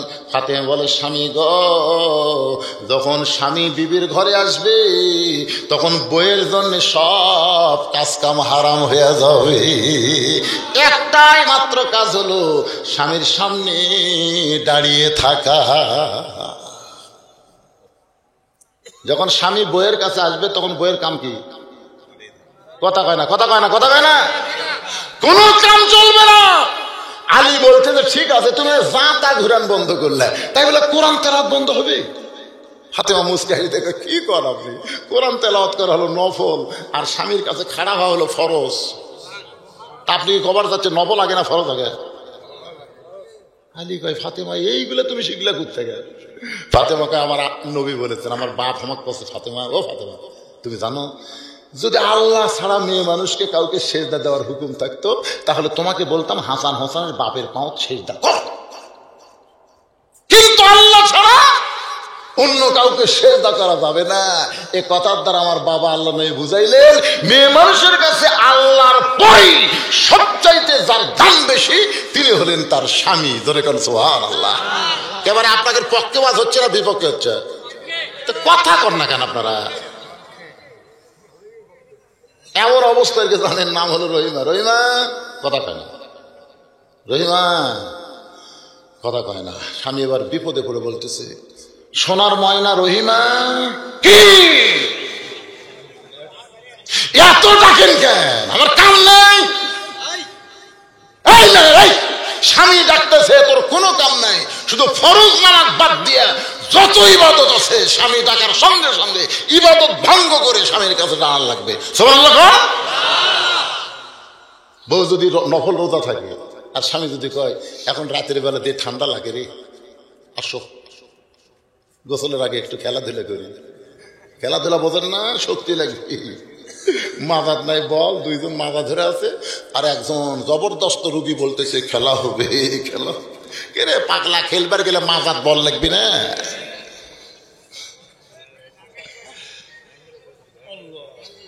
হ্যাঁ, তো বউ বলতেছে আমি তো রোজা আছি। যে কইছে রোজা আছে, স্বামীর আগুনও ছাই পড়ছে। রোজা হবে? স্বামী যদি কাছে ডাকে, নফল রোজার কথা গোপন করা লাগবে, আমি রোজা আছি এটা বলাই যাবে না। সুবহানাল্লাহ কর না কেন ভাই রে? বউ যদি নফল নামাজ পড়ে আর স্বামী যদি ডাক দেয় রহিমা, ওই নামাজ অবস্থায় বলা লাগবে, জি জনাব কি বলেন? আল্লাহ কয়, বান্দি রে আমার নফল রাখবে না, তুই স্বামীর সামনে দাঁড়া, আমি আল্লাহ তাআলা ফাতেমার সঙ্গে তোরে জান্নাত দিয়া দিব।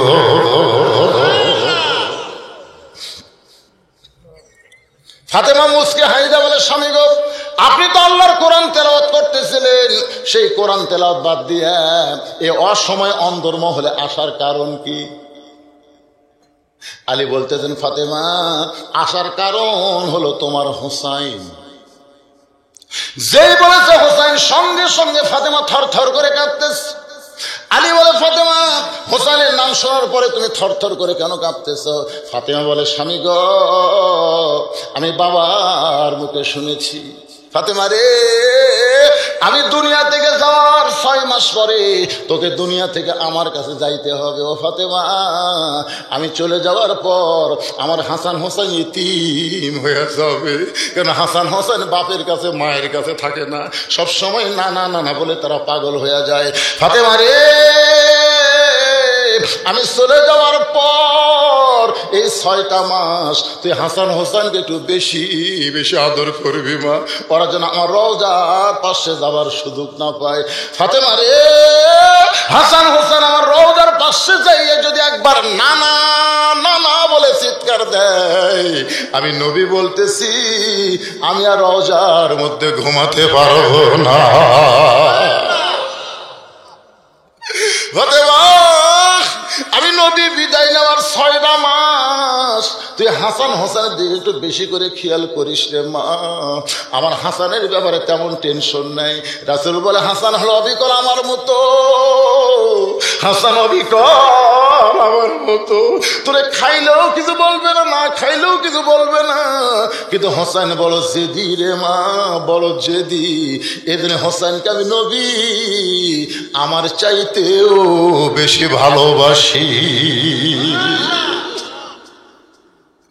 কি জন্য ভালোবেসেছে? আপনারা কারবালার ইতিহাস পড়েন, কারবার ইতিহাস বললে বুঝতে পারবেন নবী তার জীবনের চাইতে হোসেনকে কেন বেশি ভালোবেসেছে। যেই হোসেন তার নানার ইসলামের জন্য আল্লাহর যাওয়া জীবন আল্লাহ রাস্তায় কুরবানি করে দিয়েছে। আলী যেই বলছে তোমার হোসেন, ফাতেমা বলতে যে কি বেয়াদবি করেছে আপনার সাথে, কি বেয়াদবি করেছে? আলী বলে ফাতেমা রে, কোনো বেয়াদবি করেনি, আমি তোমার হোসেনের হাতে আল্লাহর কোরআন দিয়েছি।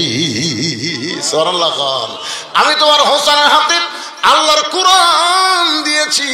ফাতেমা মুস্কি মুস্কি হাসতেছে। সন্তানের হাতে যদি কোরআন যায়, ওই বাপ মা মরে গেলেও কোনো টেনশন নাই, সন্তান কোরআন পড়বে আর বাপ মা রুহুতে আল্লাহ সওয়াব পৌঁছায়া দিবে। লিল্লাহি তাকবীর। সন্তানের হাতে কোরআন শরীফ। আপনাকে ছেলে আছে নাকি? ছেলে মেয়ে আছে?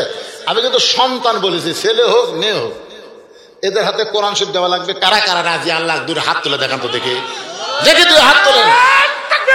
লিল্লাহি তাকবীর, হাত নামান। মাশাআল্লাহ। কে রে এই যুবকেরা, এই যুবকেরা যারা কোরআনের মাহফিল করতেছে, তোমরা কোথায়? দেখি কয়টা যুবক এখানে আছে। খাড়া হতো বাবা, খাড়া হও, খাড়া হও। মাশাআল্লাহ, মাশাআল্লাহ। শোনেন, আজকের যদি এই যুবকেরা আজকে এই মাহফিল না করতো, এত কোরআনের ওয়াজ আপনারা শুনতে পারতেন? কতক্ষণ পারতেন? গত বছর হয়েছে বলে এলাকার বক্তাতে করছি হুজুর, আর এবার আপনাকে অনেক দূর ঠেলি আইছে। আমার ওয়াজ কিন্তু ওয়ামিলুস সলিহার উপর চলতেছে, এরপরে ওয়াতাওয়াসাবিল হক, একটা ফাটাফাটি ওয়াজ। যা হয় হোক, আগামী বছর দাওয়াত তাই বা না পাই, এলাকা যদি ঢুকবার নাও দেয়, কিন্তু হকের উপর হক ওয়াজ করা লাগবেই।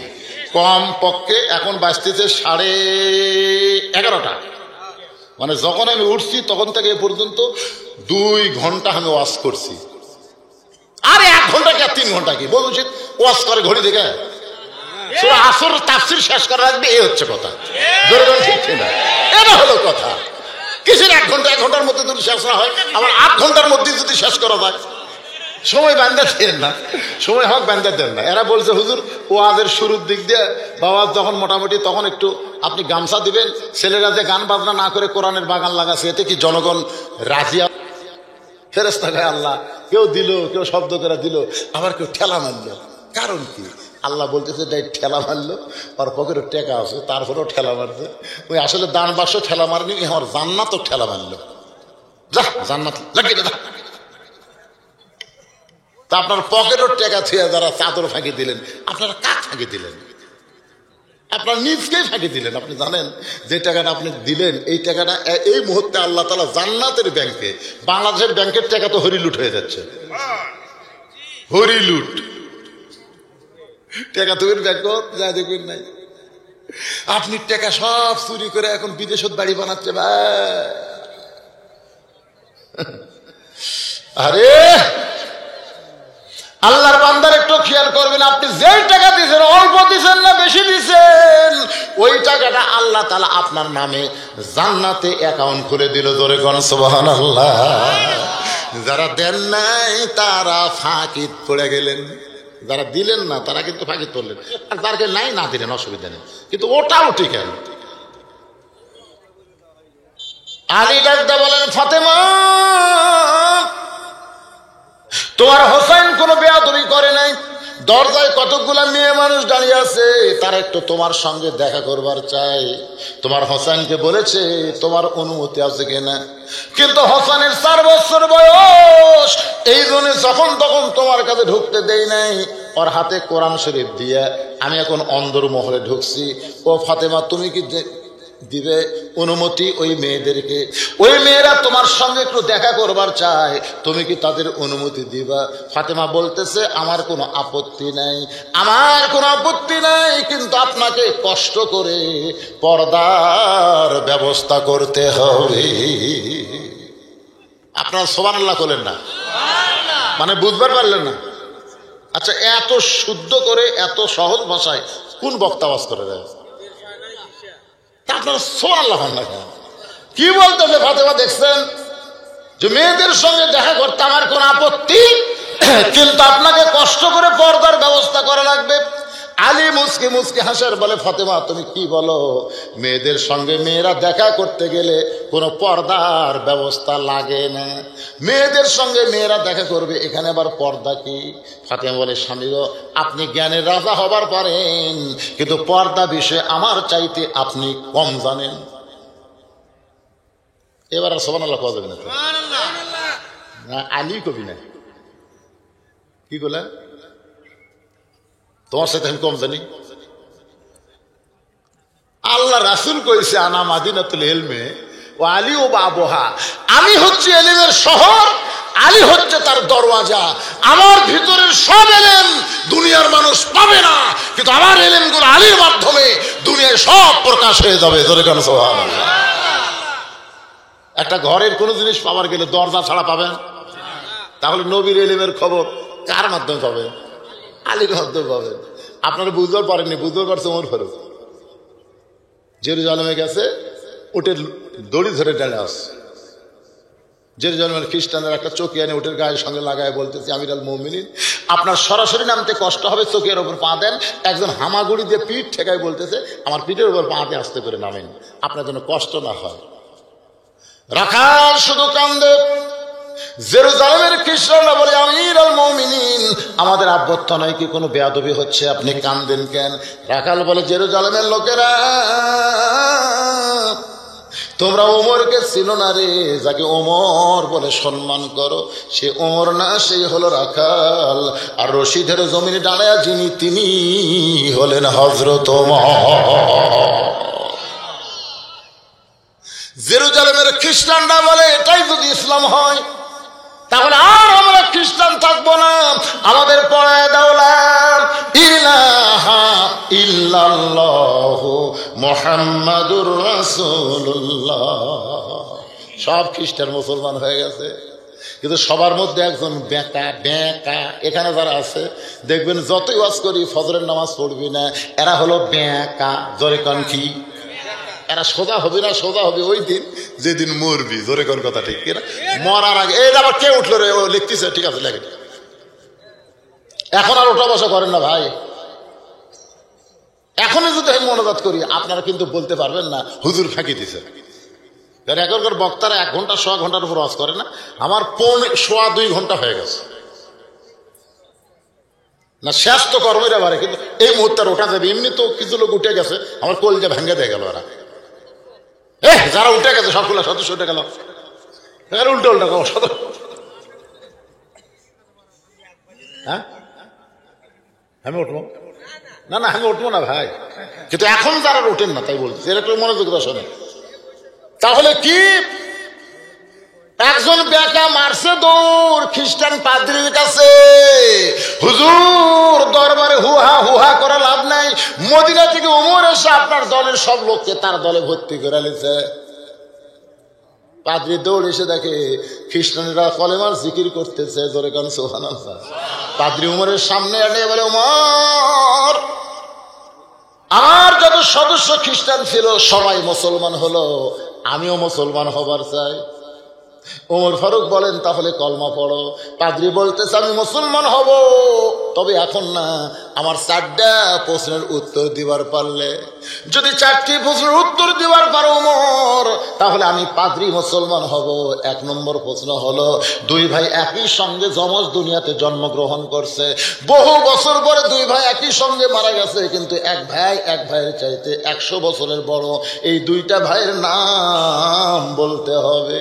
একই সঙ্গে জন্মেছে, বহু বছর পর একই সঙ্গে মারা গেল, কিন্তু এক ভাইয়ের চাইতে 100 বছরের বড়। এই 2টা ভাইয়ের নাম বলা লাগবে। আমার 2 নম্বর প্রশ্ন হলো, পৃথিবীর এমন কোন জায়গা সূর্যের আলো একবার পড়েছে, কিয়ামত পর্যন্ত ওই জায়গায় আর সূর্যের আলো পড়বে না, ওই জায়গাটার নাম বলতে হবে। আমার 3 নম্বর প্রশ্ন হলো, কবরও জীবিত, লাশটাও জীবিত, কবরের নাম কি, লাশের নাম কি, আমাকে বলতে হবে। 4 নম্বর প্রশ্ন হলো, ওমর, এমন কোন কারাগার কয়েকদিন নিঃশ্বাস নেবার পারে না, এরপরেও জীবিত থাকে? ওমর ফারুক বলে, পাদ্রী, এমন প্রশ্ন আমি জীবনেও শুনি নাই, উত্তর কেমনে দেব? পাদ্রী বলতেছে, তাহলে আর আমি মুসলমান হতে পারলাম না। ওই জেরুজালেম থেকে হযরত ওমর যখন মদিনায় হযরত আলীর সঙ্গে দেখা হলো, আলী সালাম দেয়া বলে, আমির আল মুমিনিন, জেরুজালেমের খবর কি? বলে, জেরুজালেমের খবর ভালো, সবাই মুসলমান হলো, কিন্তু পাদ্রী হবার চাই হলো না। আলী বলতেছেন, কেন হইল না? বলে, আমাকে 4টা প্রশ্ন করেছে, উত্তর দিবার পারি নাই। 1 নম্বর প্রশ্ন হলো, একই সঙ্গে জন্মগ্রহণ করছে, আবার বহু বছর পর একই সঙ্গে 2 ভাই মারা গেল, এক ভাইয়ের চাইতে 100 বছরের বড়। এই 2 ভাইয়ের নাম কি? আলী মুসকে হাসিতে বলতেছে, একজন হলো ওজাইর আলাইহিস সালাম, আর একজন হলো আজিজ আলাইহিস সালাম। একই সঙ্গে 2 ভাই জন্মগ্রহণ করেছে, আবার বহু বছর পরে শত্রুতা করে তাদের 2 ভাইকে একই সঙ্গে হত্যা করেছে। একই বয়স হওয়ার কথা ছিল, কিন্তু ওজাইর আলাইহিস সালাম 100 বছর ঘুমের মধ্যে ছিল। এই ঘুমের মধ্যে থাকার কারণে তার 100 বছর বয়স কম হয়েছে। 2 নম্বর প্রশ্ন হলো, এমন কোন কারাগার, এমন কোন জায়গা সূর্যের আলো একবার পড়েছে, কিয়ামত পর্যন্ত আর পড়বে না? আলী বলতেছেন, যখন মুসা আলাইহিস সালাম সাগর পাড়ি দিবেন, তখন আল্লাহ সাগরকে রাস্তা বানায় দিল। ওই সময় সূর্যের আলো সাগরের তলায় চলে গেছে। ওই সময় সূর্যের আলো সাগরের তলায় চলে গেছে। যখন ফেরাউন নামছে, তখন সাগর একত্র হয়ে গেল। ওই থেকে সাগর এমন ভাবে আছে, সূর্যের আলো আর কিয়ামত পর্যন্ত যাবে না। 3 নম্বর প্রশ্ন হলো, কবরটাও জীবিত, লাশটাও জীবিত। আলী বলতেছেন, কবর হলো মাছ, আর লাশ হলো ইউনূস আলাইহিস সালাম। 4 নম্বর প্রশ্ন, এমন কোন কারাগার কয়েকদিন নিঃশ্বাস নেবার পারে না, তারপরও জীবিত থাকে? আলী বলতেছেন, মায়ের উদর সন্তান নিঃশ্বাস নেবার পারে না, এরপরও আল্লাহ সন্তানকে জীবিত রাখে। ওমর ফারুক আলীকে বুকের মধ্যে নিয়ে বলতেছে, এই জন্যই তুমি হলে জ্ঞানের সম্রাট। জোরে কর না সুবহানাল্লাহ। আর ফাতেমা বলতেছে, আপনি যতই জ্ঞানের রাজা হন, পর্দা বিষয়ে আপনি আমার চাইতে কম জানেন। আলী বলতেছে, ঠিক আছে, তুমি কি জানো, তুমি কি জানো আমাকে বলো। এ চা না দিয়ে যদি গরম পানি দিতেন, তাও একটা চুমুক মারা যায়। আমি ওয়াদা করছি, আমার ওয়াজের জীবনে আমি জীবনেও চা খাবো না আপনাদের সামনে। সেই দিন খাবো যেদিন আপনারা 1 কাপ করে পাবেন, ঠিক আছে? গলা যদি আমার হাঁস হয়, চা খাওয়ালে বিকেলে। আপনার বলেন তো, কি জন্য কাশ উঠছে? বুঝতে পারেননি?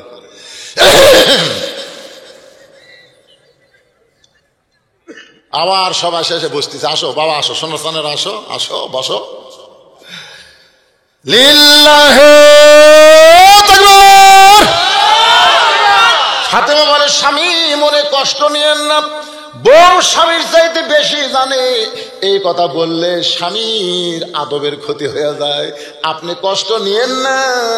কিন্তু পর্দা যখন নারীদের জন্য স্পেশাল কিছু, তখন নারীদের এটা জানা লাগবে। ওগো স্বামী, আমি হলাম পর্দা নিশি, সুবহানাল্লাহ না কেন? যে কয়টা মেয়ে দরজায় দাঁড়িয়ে আছে, আপনি কি তাদের চেনেন? ফাতেমা বলতে, স্বামী গো, যে দরজায় মেয়ে কয়টা দাঁড়িয়ে আছে, যে মেয়ের আমার সঙ্গে দেখা করবার চায়, আপনি কি তাদের চেনেন? এখন আলী কি বলি, খালি আমি বলছিলাম, আমার এক সম্পর্কে চাওয়াতো ভাই গ্রামে, বুঝলেন, বিয়ে করছে, বউটা সুন্দরী। তার বউয়ের সামনে বলতেছি, বউটা ভালোই সুন্দর। এই কথা শোনা মাত্রই বউ আমার কাছ থেকে উঠে গেল। আমি বললাম, কি হলো? আপনি আবার কবে থেকে লুচ্চা হলেন? আমি লুচ্চা, কিন্তু লুচ্চা বলতেন আপনাকে আলেম মানুষ, কার বউ সুন্দরী, এটা আপনি কিভাবে দেখেন? আমি সেই দিনে বুঝেছি ভাই, অনেক কথা আছে মনের মধ্যে থোয়া যাবে, বইয়ের কাছে প্রকাশ করা যাবে না। জোরে করে কথা, খবরদার। আপনি যে জান্নাতে হুর পাবেন এটাও তার বইয়ের কাছে কর না, যে ভেস্তে গেলে আল্লাহ হুর দিবি, ওই আর বাতাস করবি না, ওই আর ফাটা পাওয়ার তেল দিবি না, হুললে থাক, আমার কি দরকার। আমার মায়েরা বোনেরা শোনেন, হযরত আলী জ্ঞানী হওয়ার কারণে বলতেছেন, ফাতেমা, এই দুনিয়াতে একটা মাত্র মেয়েকে আমি চিনি, সেইটা হলো আমার হাসান হোসেনের মা। ফাতেমা বলে, স্বামী, যে কয়টা মেয়ে আমার সঙ্গে দেখা করবে এর মধ্যে একটা যদি বেপর্দা নারী থাকে, একটা যদি বেপর্দা নারী থাকে, আর সেই নারী যদি ফাতেমার সঙ্গে সরাসরি দেখা করে, তাহলে ফাতেমার নাকের সাইজ কেমন, মুখের সাইজ কেমন, দাঁতের সাইজ কেমন, এটা ফাতেমা কারো কাছে না গেলেও ওই মেয়েটার মাধ্যমে পর পুরুষ জানতে পারবে। আমি ফাতেমা পর্দানিশী, পর্দার মধ্যে থাকবো। মেয়েদের সঙ্গে দেখা করবার গেলে আমি সরাসরি দেখা করব না, পর্দার ভিতর থেকে আমি কথা বলবো।